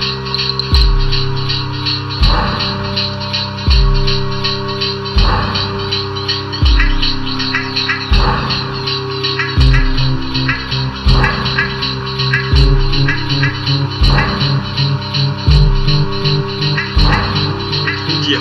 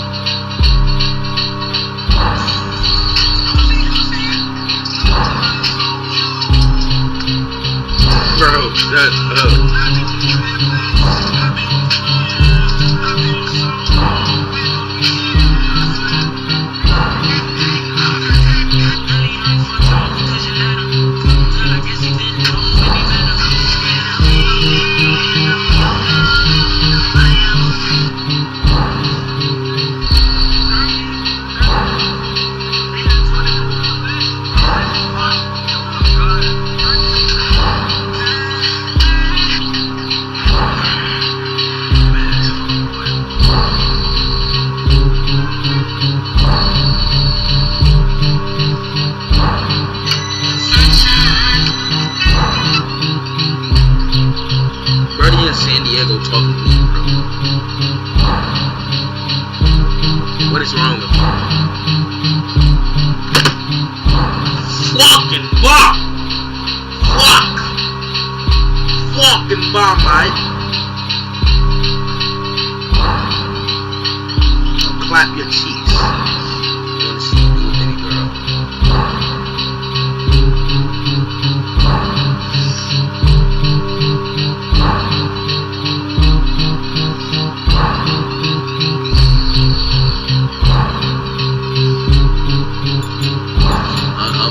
Let's see why it says continue.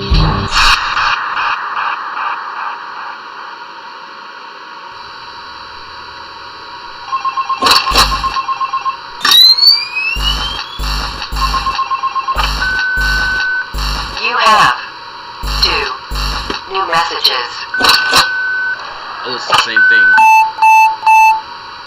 You just wait until somebody kills me. I want to get killed by this guy.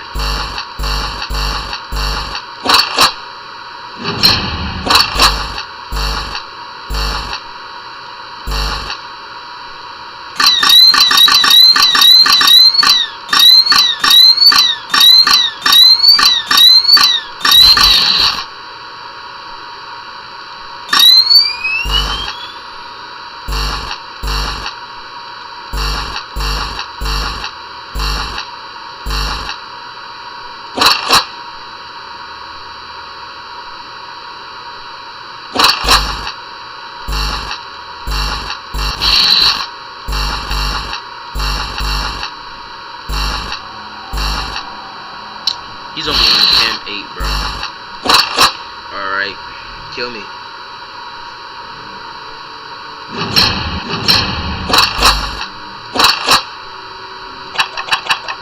There we go. Let's see this.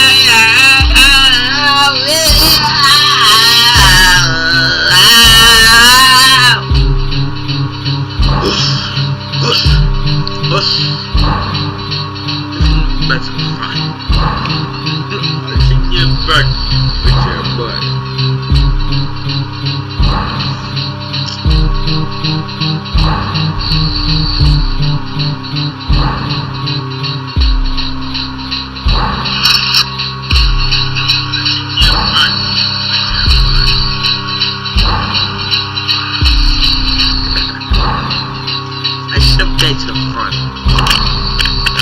So here's the big girl.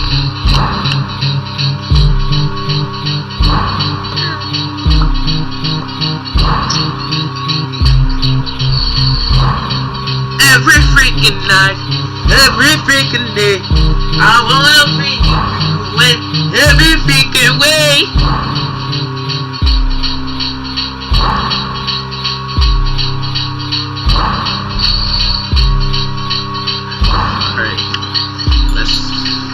I feel like playing 6-9, bro. Let's go to options.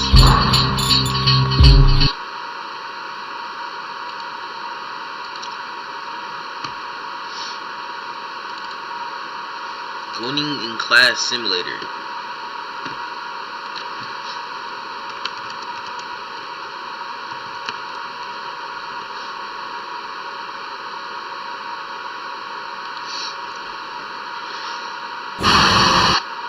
Steve plays.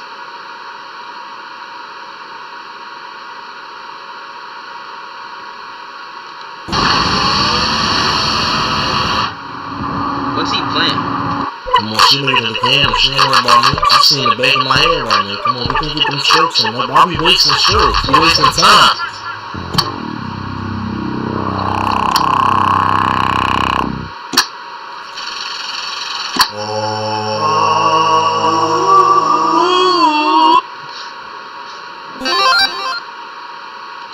Date boy?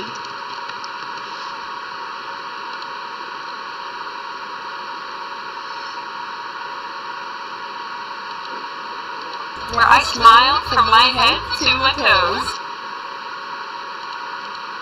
No burgers at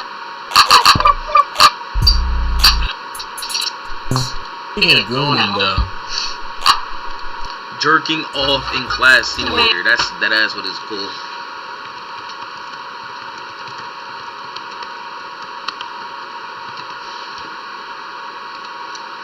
Do I have to pay for this?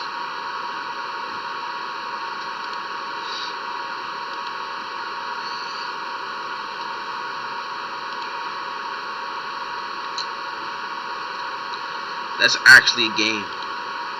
I want to play it, but I can't. We may play Expert Bar, but the way that I'm feeling right now, I don't like. It's as you can see, I quit Candy because I kept on fucking failing. I'm not the type to clip farm, okay? So, just not me.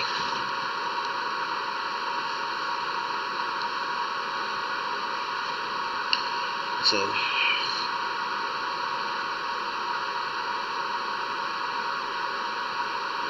Hey, bro, go jump off a bridge or something, bro. Go clock into work. Like, dude.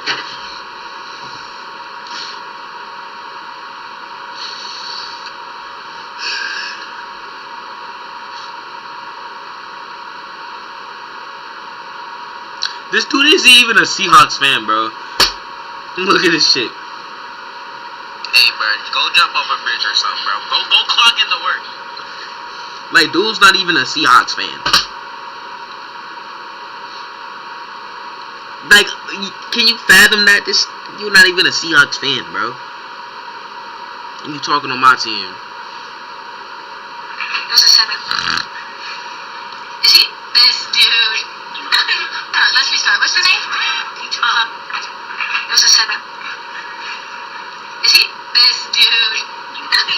Let's restart. What's his name? Is his name Marcus? It's Daddy. I mean, it's Marcus. Anyways. I know, what's the... Oh, it's Daddy Marcus. Okay, I'm following. Okay. Wait, 19. I'm 19. I gave you my real age because I thought. No, he's trying to get his cheeks took. Is that a waterbed? Hey, bruh, if anybody down here to peg me, oh, come. You know, I'm gonna just shut up. How much? I think. Free for you? I'll go watch. Free. Yeah. How do I have to give you? Sucky. Green Giant. We're sorry, Daddy Marcus. Papi Marcus. Papi Chulo.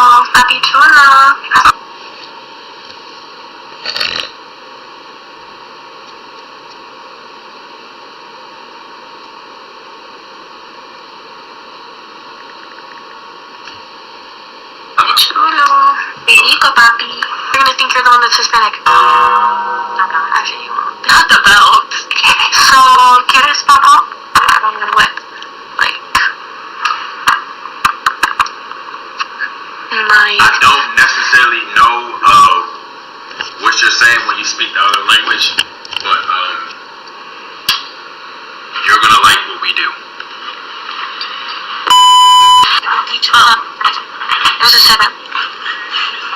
Is he? This dude. Let's restart. What's his name? Is his name Marcus? That's crazy.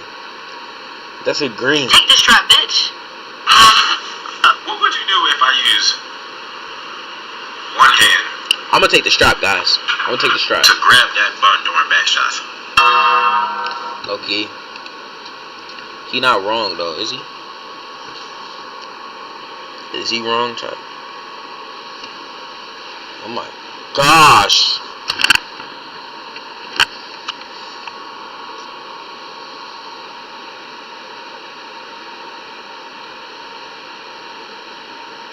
You bring one of your friends to the party. Are you gonna throw me alive? Of course. You bring a girl, I bring a girl. Say that. And then we can turn it into... What we turn it to? A foursome?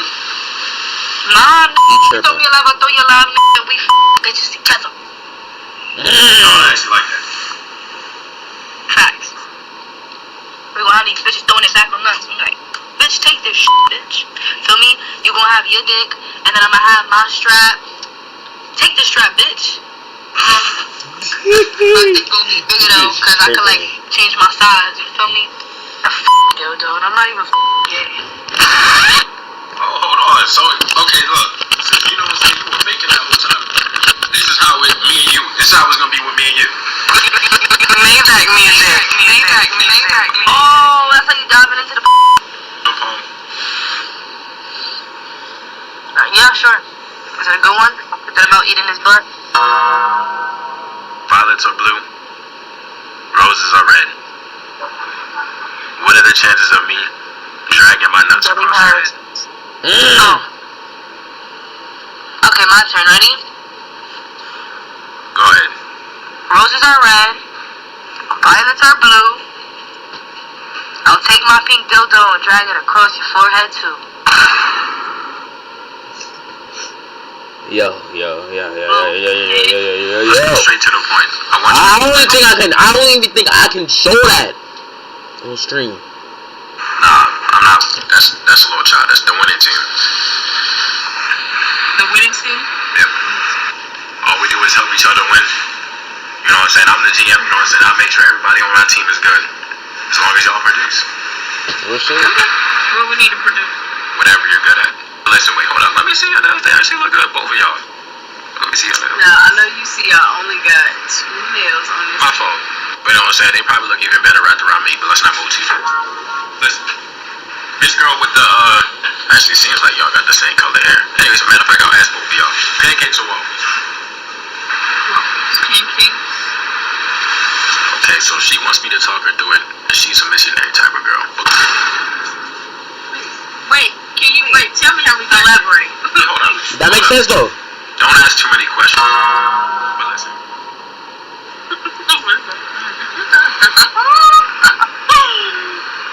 No way, we can just get it. Hold up, it's for you. It's for you, but let's not move too fast. Wanna go on a date? Both of y'all. She's greedy. Oh, what? He made that? Maybach music. Take your belt off. You know what? Sit the down. You think this is a game? Go ahead and bend over. Go ahead and bend over. Go ahead and bend over. Go ahead and bend over. Go ahead and break that. You wanna go on a date? I was on a date today already, so you can't be my date. I was on a date too. So, skip me. Skip me. Hold up, why would I skip my, you know what I'm saying? Why would I skip my babe? You know what? You're not my babe. You're right, I'm daddy to you. Listen.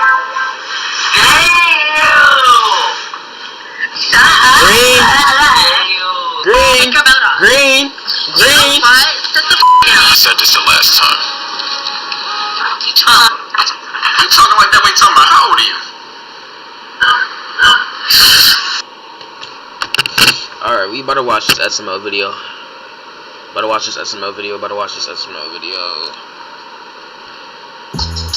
Are you a Roblox fanatic? Microsoft Rewards has a brand new way for you to earn digital gift cards from Roblox. Hey, Daddy, look, I'm an elephant! How very annoying. Just win me. Yeah, hit me in the face for what? Jeff, you have to stop. I'm gonna take your slinky away. Please take this shirt off. Oh, Marvin, I like your Snoopy shirt. You look hot. What was that? What was what? It was like a noise. My whistle? Do it! Hey, how'd you do that? You don't have whistle in your mouth. I just use my mouth and I blow out air. I want to try. Wait, no, Jeffy. Yeah, put your lips together. No, like open a little bit. Open like a little bit more. No, Jeff, you just fart. You gotta blow out air like this. Like. Marvin, you have a weak whistle. Oh, you said you'd never tell anybody that. Oh, I mean, yeah, like my whistle. Yeah. It's fucking 40 seconds into the video, man, and you already tripping. I don't have an accent, by the way. It's already 40 seconds into the video, Mike, and you're already tripping. Calm it down. Come on, Mike. You see, I have a mustache, that's why I can't do it. Like, you do yours again? See, she's really loud. Like, put your lips together, make like a fishy face. Like, Yeah, fishy face, mouth water. no, Jeffy, like blow hard. It's closer. I want it down.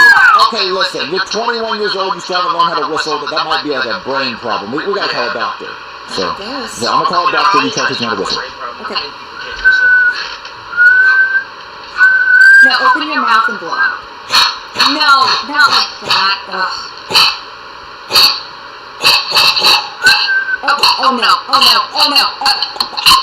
I called the doctor. You fell on the couch.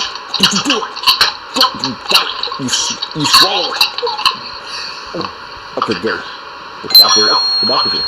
Hey there, you called the doctor? Yeah, so my son can't whistle. Oh no. No.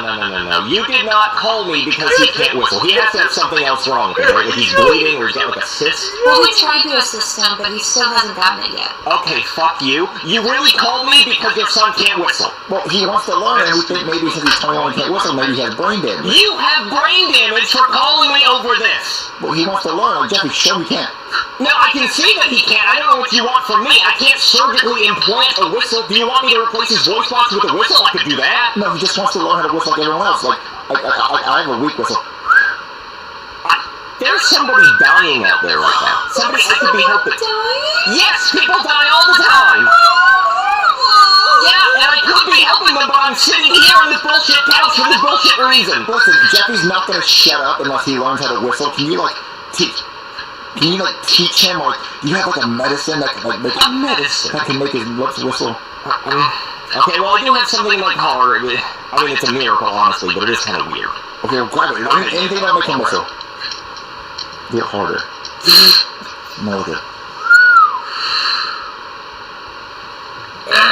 Alright, let's talk about the browser you're using. I bet it feels disorganized, slow, and like it could be way better. Well, that means you should sit down right there and let me tell you about Opera and all the features it has. This browser has been superior to the ones I've used before. If you're like me and have way too many tabs open, their feature called Tab Islands actually fixes that. They group your tabs automatically so you can collapse stuff you're not using. No, I'm not gonna promote y'all shit. Y'all niggas ain't paying me. And when I play a video, it pauses the music off. You can pull it while I'm just doing really fun. Thank Opera for sponsoring this video. Okay, this is what I got. It's called Third Time's a Charm Sprite. Every third time... Wait, isn't it third time's the charm? What? You said a charm, but it's the charm. What? Oh, this nigga's stupid. Okay, let's choose her. She hot, but I'm not sure I can fight with her. I need muscles to fight, you know?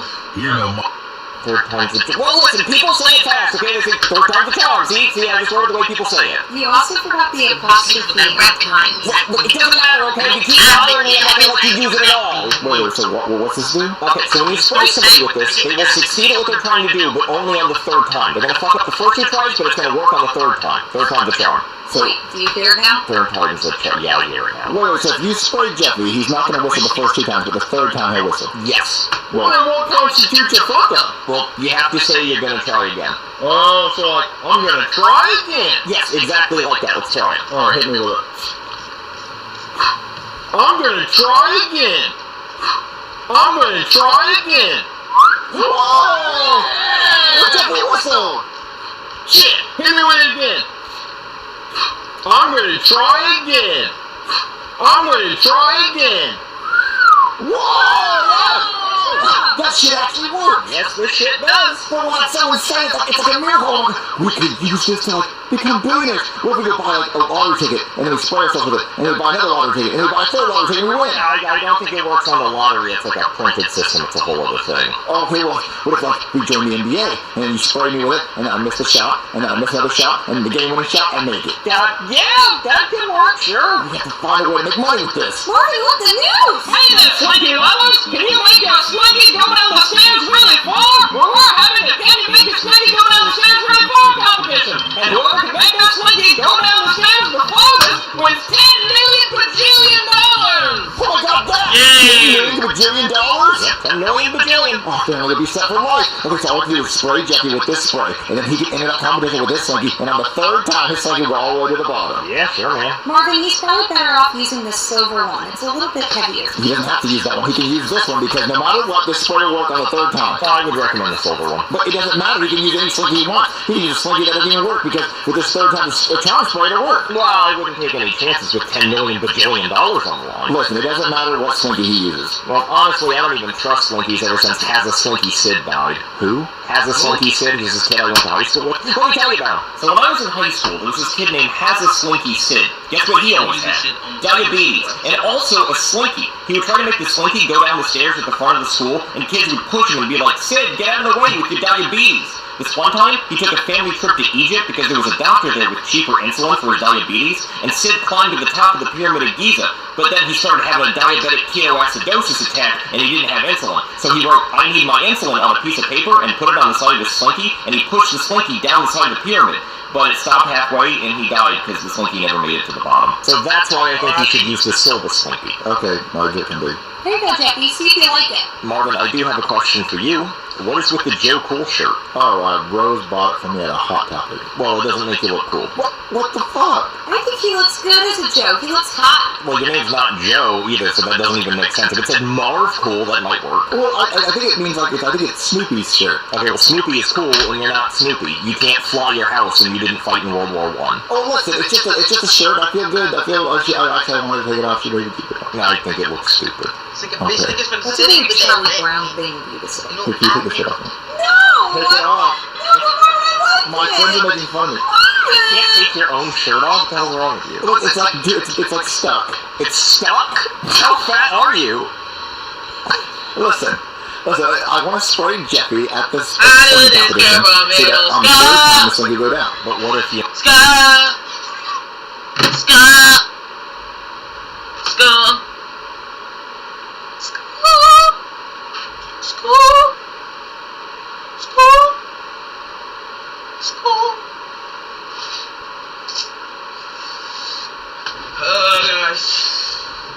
I'm not really bored this stream, actually. Only get one try. Oh no. Yeah. We can distract the judge. We do 2 times, and then the third time goes all the way down. You gotta distract me twice though. Yeah. Hold on, I'll be right back. I've been craving some fucking water this whole time. But I sacrifice. I sacrifice for y'all. Because I love you. Yeah, I'll be right back, guys. I'll be right back. Yo, I'm gonna never do that shit again.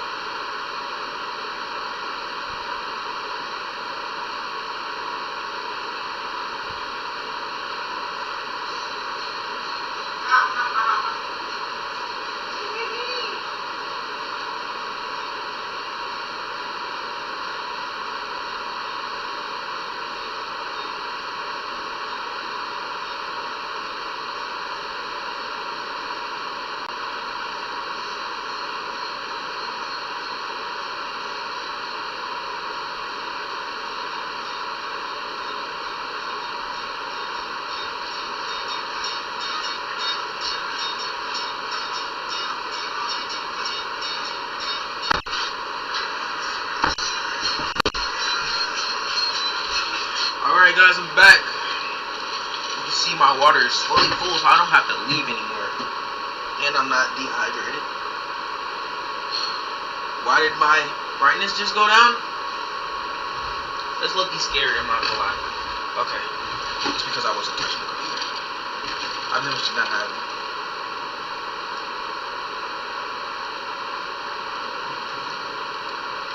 The phone at the door. You can't answer. But no, you say. I don't live here. Why would I answer? Hello. Hey there, I got a democracy! Yummy! Well, you're the guy from the slinky competition. I am! What were you doing here? Well, we were wondering if we could use your stairs for the competition! Use my stairs? What about the stairs that you guys had? Well, the venue we were gonna have the competition at had a fire, and the stairs burned down! So now we need a new place, and since you have a two-story house, we were wondering if we could use your stairs! Well, of course you can use my stairs. Guys, did you hear that? He said yes! You can come out of the bushes now! Thanks! Okay. That's a fine set of stairs you got there, a damn fine set of stairs! Well, thank you. I'm gonna go grab my son to enter in the competition. Okay, I'll get the other contestants ready! Guys, you'll never believe who's at the door. Martin Luther King Jr. That's crazy. That was gonna be my guess too. He's dead! What? Spoiler. He just had a day the other day. Oh, I thought you had to be alive in the days. What? No, wait. I thought it was his birthday. Was it his birthday? I don't know. It was the day he gave a speech. Well, okay, listen, you got to know who he is, you know he's not alive. Listen, the point is, the person at the door was the guy from the swing competition. No shit. What? Why? He said he wants to have the competition here using our stairs. What? Home field advantage, Daddy, we got this. What is this day? What is even going on? He said the venue they were going to use, the stairs burned down, so they'd use it. You got it? I hiccup. Oh. Bless you. Boo. Did they go away? Hold your breath. Shut up. He wanted to use our stairs for the competition. Oh. Home field advantage! You said that already. You said that. Come on, we're all on the same page here. Our stairs are gonna be famous. Listen, if we could just hurry up and just go to the stairs, spray Jeffy, he get 2 good practice shots, he went to the third time. Let's go. With the ball. Oh, yeah, go. The Slinky? Of course. Hello and welcome to the Slinky Who's Slinky Can Slinky the Slinkiest down the stairs Slinky Competition Slinky! I can't win! Good. I'm happy for you, bud. Oh, hey, I want to talk to you for a second. Okay. Okay, so since I'm letting you guys use my house and my stairs, I was wondering if Jeffy can have 2 test runs. No, they wouldn't be fair to the other contestants! Well, what if every contestant gets 2 test runs? No, you only get 1! 1 test run. 1 try! Okay, before we start, everyone stretch. Because you don't want to pull your hand with the slinky thing. Jeffy, just spray the ball. Sure, going down! Come on, make me win! Okay, hey, I want to talk to you for a second. Just distract you for a second. Okay? I'm gonna try again! So, can I get paid for you guys using my house? Hey! He got my slinky! I'm gonna try again! I don't need to get paid. I think we're ready to start. Okay, well, who wants to go first? Jeffy wants to let Jeffy go. Okay, go ahead, Jeffy!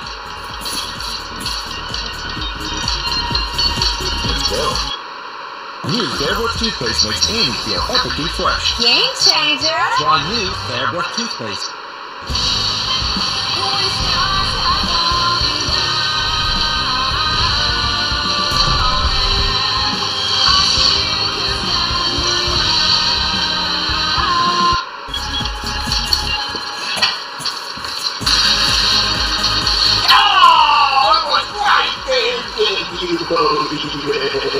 Wow, we made it all the way to the last step! That's pretty good! Yep, so who can beat that? Well, we got 2 more competitors! Here's Roger Slinky! He threw my Slinky! Mine too. What? You don't try to throw the Slinkies! Is he trying to cheat? We're not trying to cheat, just tell them to grab their slinkies. Well, what did you do? Yeah, you know how tender what Slinkies can get! You'll sign up disqualified for being a cheater to the pumpkin eater! Well, we're down to way too for one for retards. Well, no, he's not disqualified. He made it the last step. Look, I will buy the new slinky. Oh, they can use Jeffy's slinky. It's not damaged. Nope, do it! He is disqualified! We got the last step. None of these kids did the last step. We did the last step. We can find a different house with stairs! Come on, dudes! Oh, you never say they were dead. I think that's the you never heard the last of J. Cool. Yeah, tell him, Daddy. We have the competition competition go, Joe? Jeffy got disqualified for cheating. What, are you mad at me? No, I'm not mad at you. Okay, good. Well, then I am mad at you. Why? Why'd you have to throw the other two people's slinkies? Why didn't you just use your own for the 2 test tries? Well, if I would have threw my slinky, then I would have go get it. You have to throw the slinky. You didn't have to mess up that bad. You could have just slunk it down one step and that would have counted as a mess up, right? Marvin, I'm gonna be honest with you. This shit is just water. What do you mean just water? I mean, I went to my car and I dumped out some carpet cleaner I had and I replaced it with water and I just wrote that on there with Sharpie. Well, no, why would you do that? Because I was mad that you called me because you said you couldn't whistle. Well, then see, that's bullshit because it works. Because you remember he couldn't whistle, and then the third time Jeffy whistled. Like, so this stuff works. And then the slinky went down to the last step. No. Jeffy, try to whistle. See, it doesn't work unless it gets squirted. Yeah, I can't whistle, but I can sing like a bird.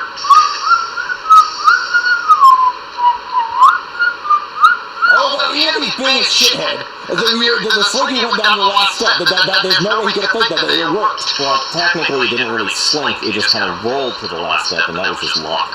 Wait, what's the past tense of slink? Is it slunk? Slank? Slanked? Slank. Slunk. No. This shit works. Spray Jeffy with it. Okay. Okay. Give me that. Okay. All right, Jeffy, try to catch it through your mouth. I'm gonna try again. Alright, watch him catch it this time. Well, that was a bad throw. No. That was a bad throw. Well, this is water. No, watch. Here, let me try. Catch. Why y'all throwing my watermelon tool? I'm going to bed.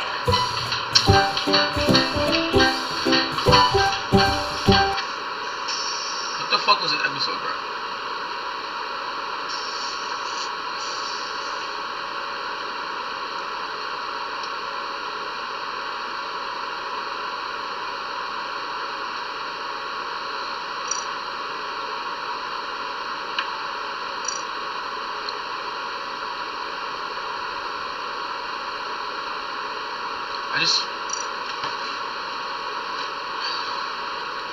FNAF Analog like you've never seen before.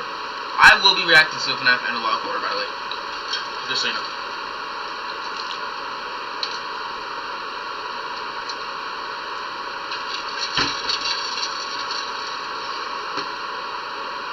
Spotify can't live.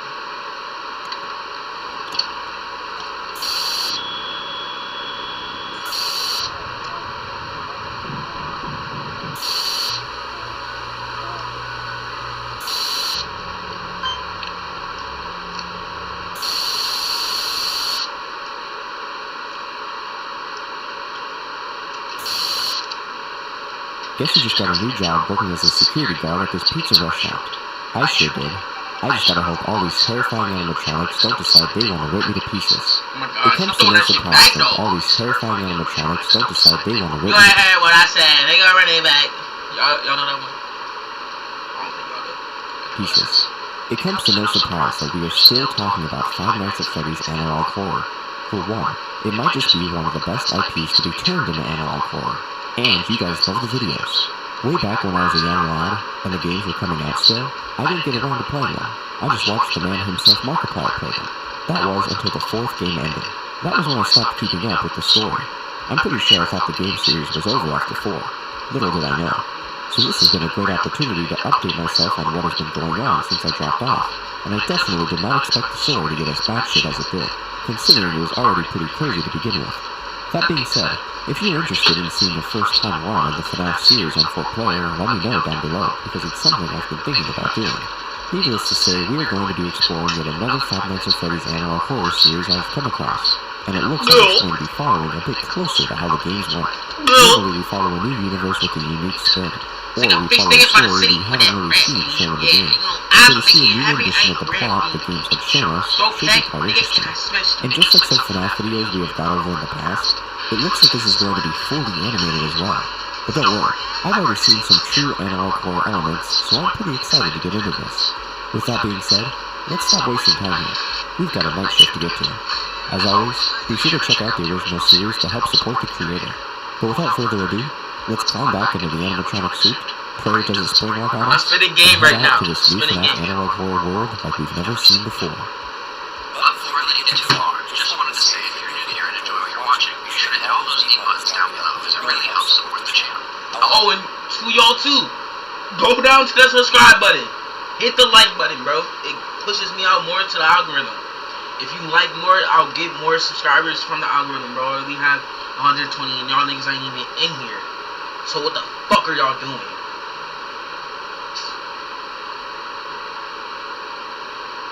Get in the stream.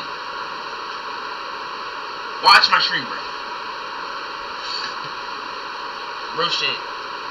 Watch it.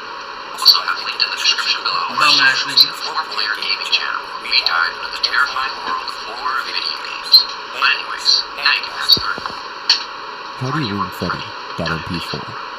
Our tape begins, and it looks like we are viewing through security camera footage, and just like the title suggests, it seems like we are watching over the party room. The lights begin to flicker on and off, and that's when the legend himself, Freddy Fazbear, walks in the frame. He looks around a bit before it appears the camera goes out. As it turns out, turning the caption on gives that whole scene a new tragic meaning. Mom? Mom, where are you? The camera is still off, only to come back on to show off Freddy doing what Freddy does best.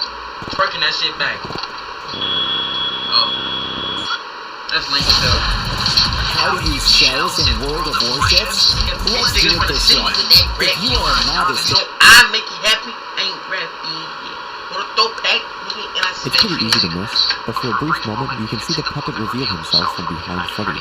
We then see Freddy staring right at us as he is covered in shadows. In the background we can hear what sounds like a wind-up music box. The last thing we see in this short tape is the camera moving closer to Freddy, the white in his eyes now visible as he shakes around. Given that this is the first entry and that it's only 40 seconds long, I figured there wouldn't be too much story-wise to pull from. Looks like we were being shown just a quick little glimpse into the life of being a possessed animatronic. Just a poor lost child who endlessly looks for his parents. The life of these animatronics is truly a tragic one. A new establishment. Our footage begins, and it looks like this is a tape created by Fazbear Entertainment, specifically a commercial to show off the new restaurant.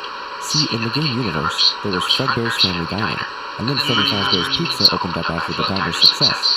Then, after the Bite of 83, the diner was closed, but the pizzeria stayed open.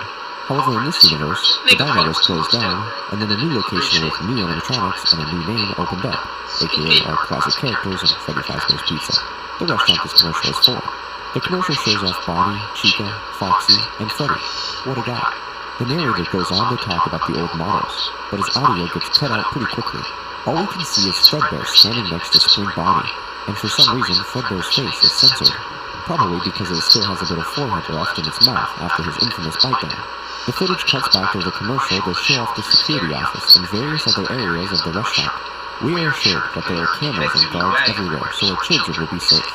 The commercial ends with the narrator hoping he sees us at one of the restaurants. Sorry man, but you probably won't be seeing me.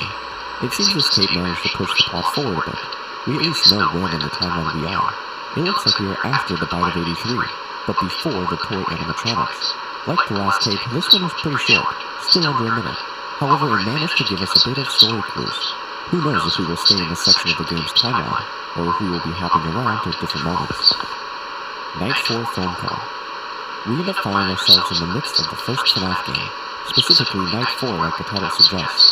In the game, the phone guy would call us every night, and Night 4 he starts to sound a bit more distressed, telling us that it's been a bad night for him, and he probably won't be able to call us for the next night. The camera pans over to the left, where we can see Bonnie hauntingly in the shadows as they bang on the window.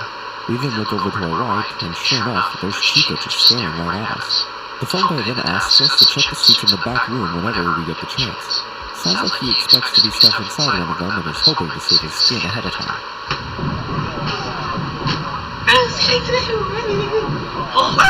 The power then shuts down, and the man himself decides to show up. And in a surprising turn of events, he isn't alone. Ah, he about to raid my booty hole! Oh shit. And in a shocking turn of events, the description... Okay, these VHS things, right, like, I get it, that it's supposed to be scary and shit, but like, I watched them because the fear of it makes it scary, not the video itself, bro, because you watch the video, it's not really that scary. What's that face in the back? Anybody see that? Y'all can see me pointing at stuff, so right here, right? What's that face right there? I don't like that. I think that's a face, or just probably a random ass graphic. No, I think that's his ear. His Is that a team? Probably. But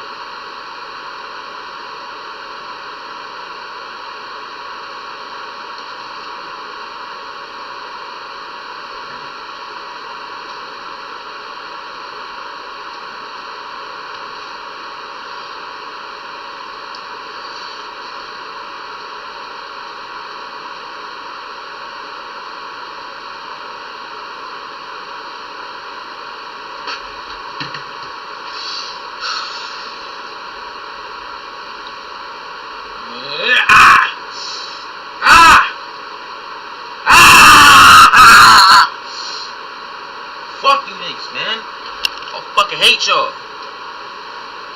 No, I don't like it. Love you. Love you.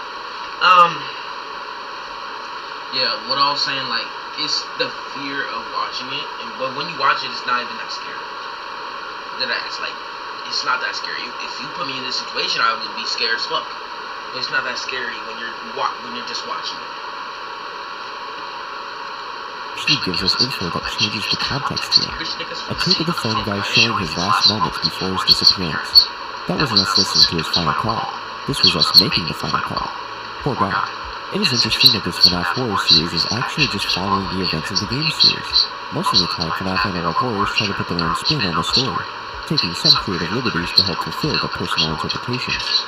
Sure, this one has made some slight changes, but for the most part, this appears to be following the game's plot to a T. It also looks like this is the last entry that is less than a minute long. Now it's time to get into the beefy entries of this series. Night 5 phone call. The tape opens up, and the first thing we see is Golden Freddy, with blacked-out eyes staring into our soul as his body shakes around. It sounds like he's talking in some garbled way. I tried reversing the audio, but alas, it is truly just gibberish. The camera continues to get closer and closer, as the image of Golden Freddy flashes on screen periodically. Then we see Bonnie, then the puppet, and Golden Freddy with human eyes. The phone guy's call we heard from the last tape is then played to us, specifically the part where he asks us to go to the back and check inside the suits, you know, so that he doesn't die inside one of them. We then find ourselves in the maintenance room. I have a sinking feeling the phone guy's in one of these suits. We see as Chica leaves the room, and then Bonnie, leaving Freddy to just say to himself, "Perfect." The Freddy suit on the table then looks to us. His haunting eyes peer through, and text at the bottom just reads, "It wasn't me." Damn phone guy. Wrong place, wrong time. The next scene then has us with Freddy, Bonnie, and Chica all on stage, and the three of them have differing opinions on what just occurred. We finally did it. Gabriel, I feel like it wasn't him. I agree. He looked different. No, I'm pretty sure it was him. I enjoyed putting him in the suit, while he was screaming in pain. I gave him the same pain he did to us. Gabriel, are you okay? I did what I was supposed to do, but if it was him, we'd be in heaven by now. There then begins a long pause where nothing is said. Please don't be sad. We'll find him and make him pay. You just killed an innocent man. Eyes can be seen glowing into Freddy's mask as the screen fades to black. So it sounds like the phone guy was mistaken for the infamous William Afton, and when the animatronics tried to get their revenge, well, they got the wrong guy instead, and still killed him in a horrifying and brutal fashion. I really like how we were actually getting to see the animatronics having more personalities. Freddy, aka Gabriel, was a lot more sinister this go-around, relishing in the murder of who he thought was his tormentor. Being blinded by revenge so much he kills the wrong person. It looks like we are starting to get into the deeper details that we don't see throughout the games. More characterization to the spirits within the animatronics. Who knows how far they will go to get William. The kitchen. The tape opens up and we are met with this camera-disabled screen, until the camera is then shockingly enabled, and we get a look into the kitchen for the first time. In the first FNAF, the kitchen was the only area that you weren't able to see anything at. Who knows? Given what happened in the 12-man tapes, perhaps we don't want to be here. For the most part, nothing really exciting happens in the kitchen so far. We do at some point hear Freddy do his iconic laugh somewhere in the distance.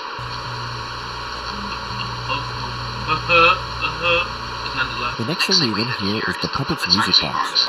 That is until the door is slammed open by Chica, entering in like the big bird she is. Chica walks around the kitchen, and then decides to give us a stare down. Let's go away. Chica then starts to mess around with some of the kitchen equipment. Perhaps she's trying to cook. We cut ahead a bit and can see Chica has left, amazing but then we can see Freddy walking down the hall. The next thing we see is actually quite interesting, as it shows us this is one of the very 5 nights happening during the game.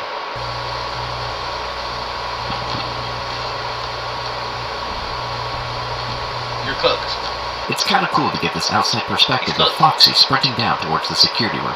Good thing the door was shut on time. Freddy then comes back and looks into the kitchen.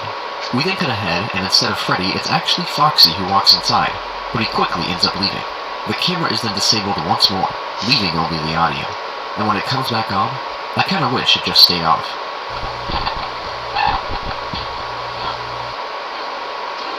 You asked for more ways to create, so we made a major update. Sleep printing is now live. You can now be... I should get my glasses. Ooh, scary! What beautiful eyes you have, Freddy. The camera is then restarted, and when it comes back on, we can see Freddy in the shadows. His eyes begin to flash. He turns and looks right into our eyes before the camera cuts out, only to return to give us an even more ominous look at Freddy. And in classic FNAF fashion, he jump scares us.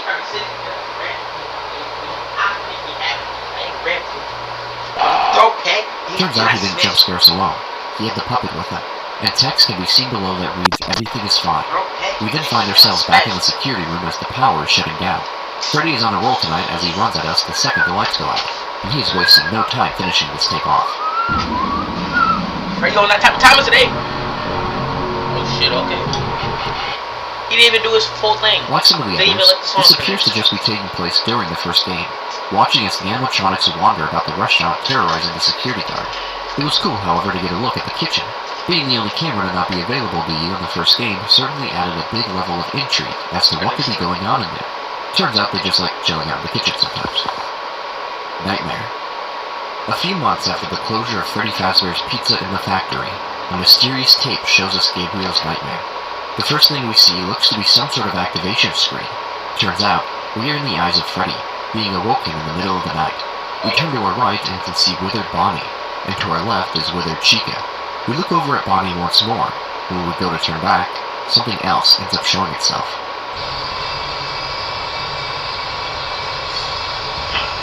Oh, it's the thing from Candies.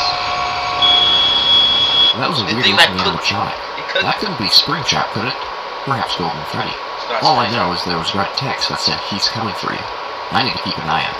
The footage cuts out, and we can very faintly see text that just says, "Save them."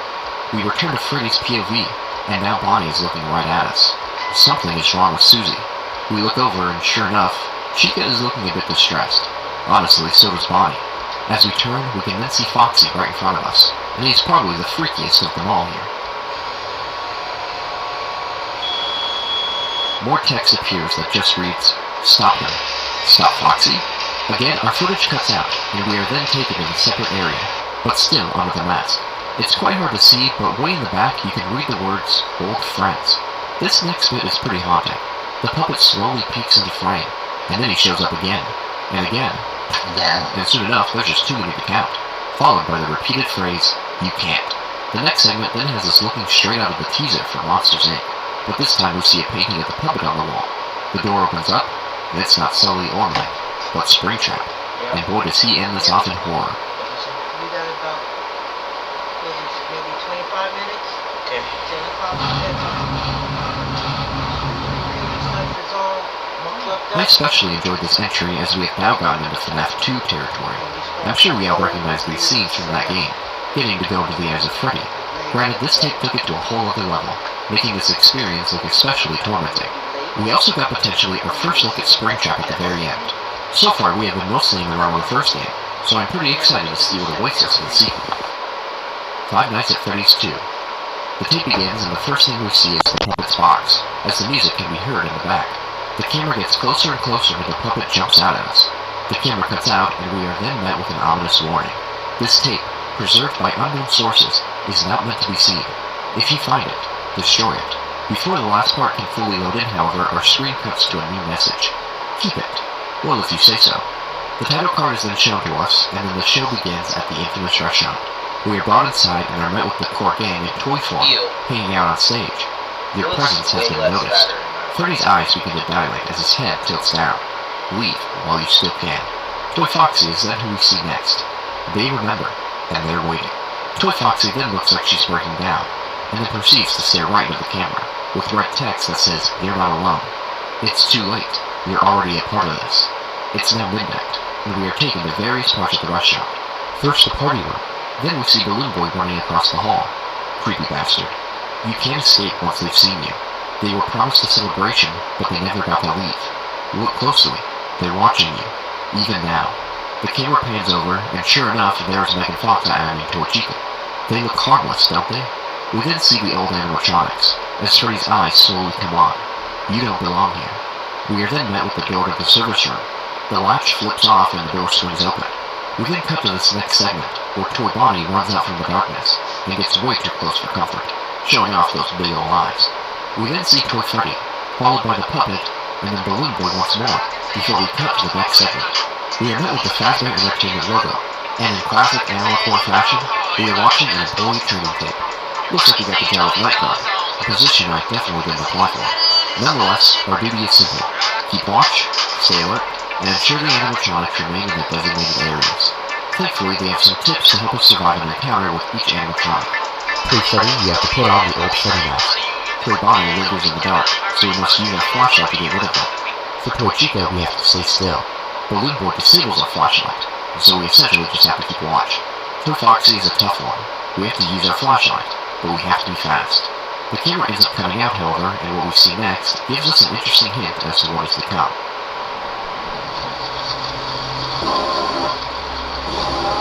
Imagine being able to build an app with your name on it, just by thinking about it. Meet Base 44, a complete AI creation platform. Describe what you want, and watch it take shape. You can plan, customize, and expand in any direction. From tools built for one. He's controlling us? That doesn't sound good. It sounds like someone was too spring locked. We then return to our animatronic guide, this time talking about the withered animatronics. Apparently, these guys are a different story when it comes to defending yourself, as in there's no way to defend yourself against these ones. Freddy is too fast and will rip us apart. Bonnie will beat us to death, so there's no point in hiding. Chica will electrocute us, and Foxy will not stop until he catches us and slits our throats. We then see the puppet, who tells us we shouldn't have come here. He tells us that all of our tools are useless against the animatronics, and they know exactly where and who we are. The screen then cuts out, and we read text that says, "You shouldn't have destroyed this tape, but it's too late now. You will die soon. He's already at your house now." Wait a minute, my house? Bamboo finger, the tight nigga, I thumb box like sleeper. She don't want me back. I don't want the bitch neither. She nothing but a dick. I had the bitch needy.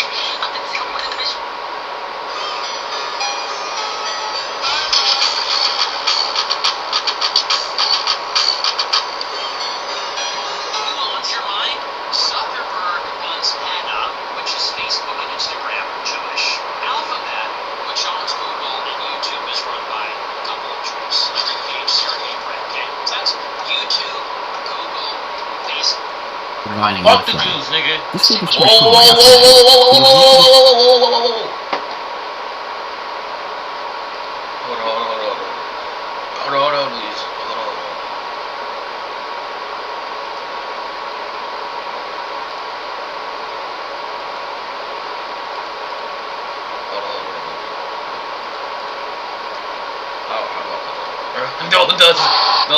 No, I didn't mean it. I did not mean it,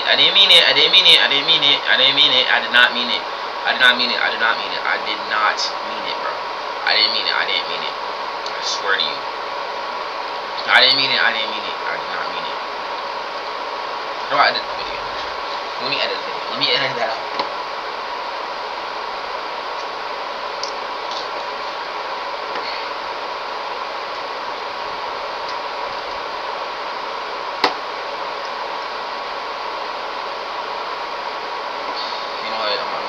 Let me calm down.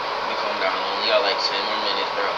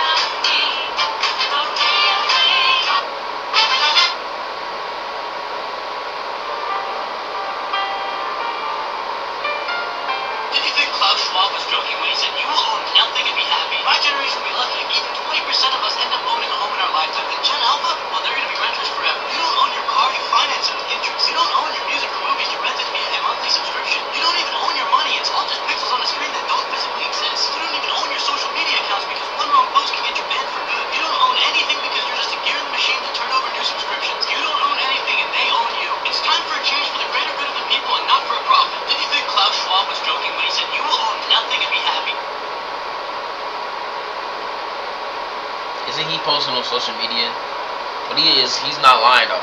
He isn't. I don't even own this phone. I don't own this computer, nigga. I don't own Wi-Fi. You don't own your house. Okay? They can take this shit away from you if you don't pay. That's crazy. You don't own anything. Only chance that I have is streaming and music, bro.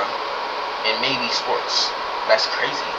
It's crazy that those are the main ways to make really good money, and then you got like real estate, being surgeon. Well, I mean, I'm gonna invest, right? Me in real estate and all that, but it's craziness how that's some of the main options. Take a look at the toy animatronics. This tape also fully delved into the analog horror genre, with the employee training tape and everything, even going so far as to have the tape get corrupted, and to have us be directly spoken to. I especially liked the end when Freddy had broken into your house. From a lore perspective, I guess it doesn't really make sense, but the scene is cool, so who cares? I'm curious to see where the story is going to go from here. We learned that William Afton is still in control, even after being killed. According to the description, this tape showed up only a few days after William had been spring-locked, so this tape is now sending off a warning that the nightmare is not over. William isn't gone. Withered Nights. Our entry begins when we are seen moving down this hallway. That is until we reach the end and see this disturbing nightmare.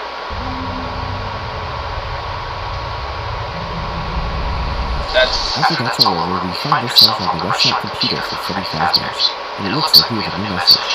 Hey Jeremy, Night 3. Nice work making it this far. Quick update. The company sent the toy animatronics back to the factory tonight.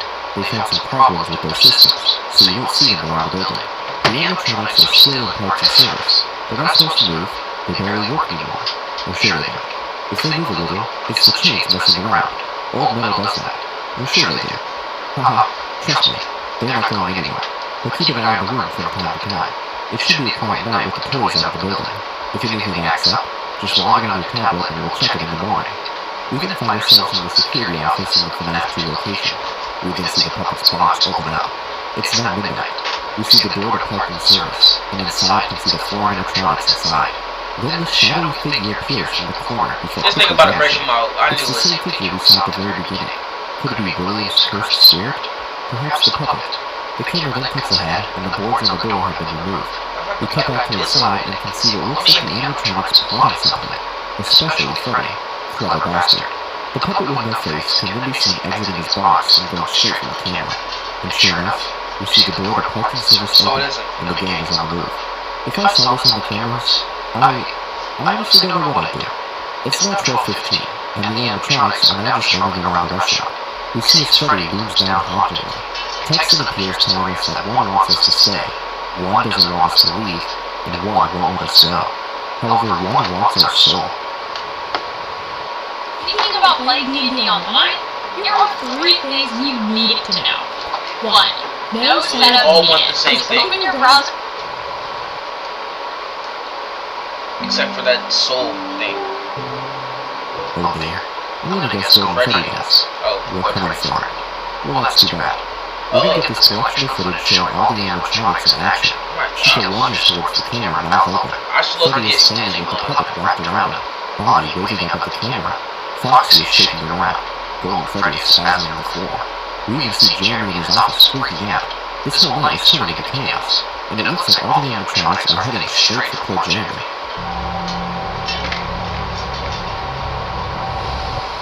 As we sit in the office, waiting for something to happen, Freddy ends up deciding to show himself.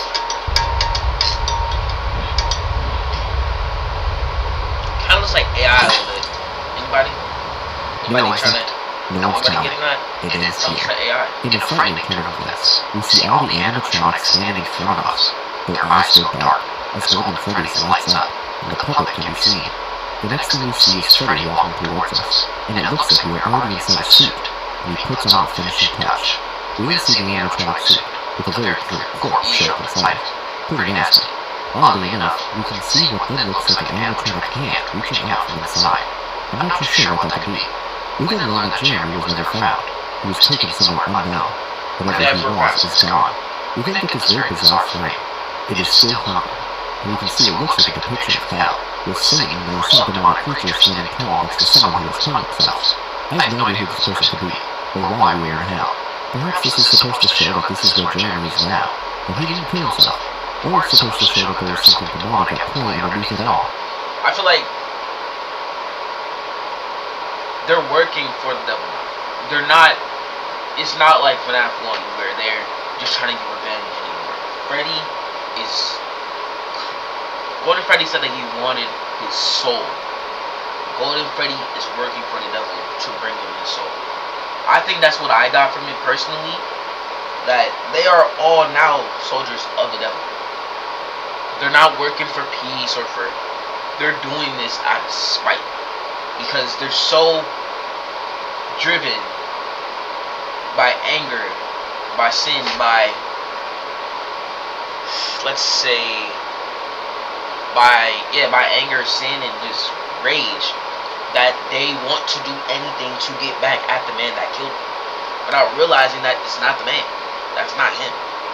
He's far gone. Or, in this universe, he may not even be dead. But they're looking for revenge, and it's just not going to happen, so they're taking it out on other people. And that's why the devil is here, because it's still hungry for souls. It's still hungry. They're still hungry for revenge. They're still thriving towards that goal to get that guy. When it's not going to mean anything in the long term of anything. Okay, they're going to go to hell. Their actions now outweigh what that guy did to them. So, they're going to hell. That's why he's saying he's still hungry. He's using them for as long as he can. Then when he's done with them, when he deems their mission is done, he's bringing them down with him. This is the embodiment of evil. This is the embodiment of the devil, bro. That's what I think. Trying to collect the souls. The next segment then shows us Puppet's maintenance shop, where we see Toy Bonnie, Chica, Foxy, and Freddy. Looks like they are all fixed up. And then we see the puppet. And the last thing this entry shows us is the crew from Five Nights at Candy's.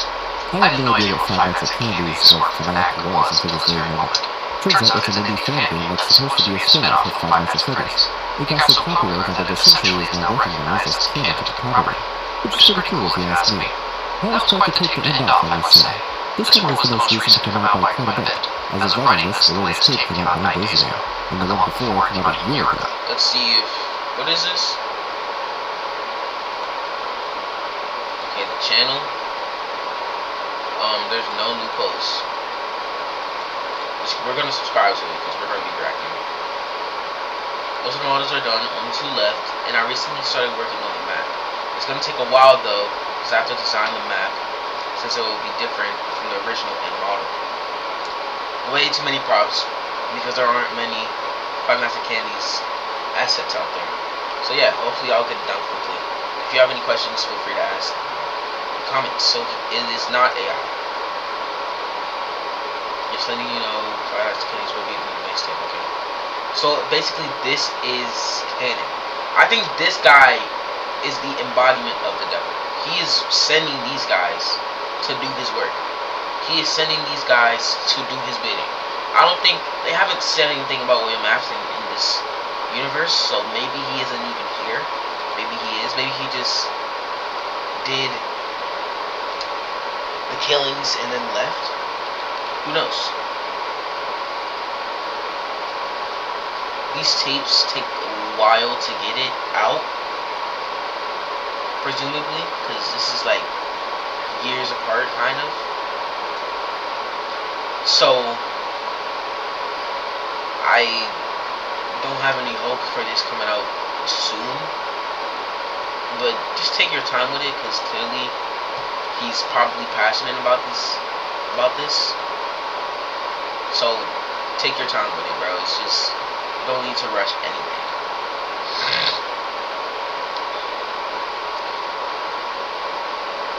Alright guys, that may be the end of the stream, bro.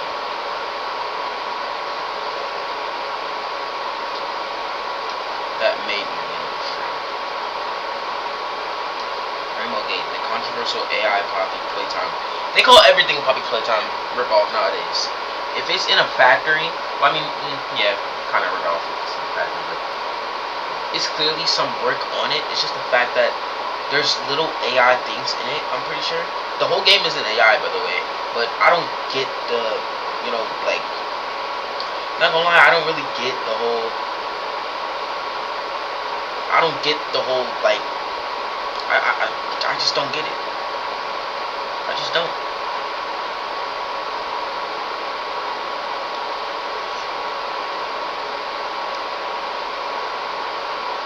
Damn. They gave everybody 2 years, and if they're not good in 2 years, bro, it's over. That's what happens. They give everybody 2 years.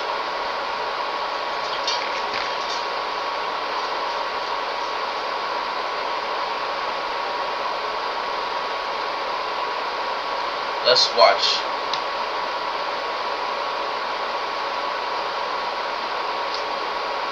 Let's watch this. Wow, Ocean Key is just breathtaking. Reminds me of being on holiday. You know when you cabana and... Once upon a time, the 2024 NFL receiving class was viewed as one of the best classes in the past 10 years, if not the best receiving class of the century. There was talent everywhere in this draft. It had guys like Marvin Harrison Jr., Malik Neighbors, Rome Odunze, Brian Thomas Jr., Ladd McConkey, and the list goes on. And in their rookie season, a lot of guys more than lived up to the hype.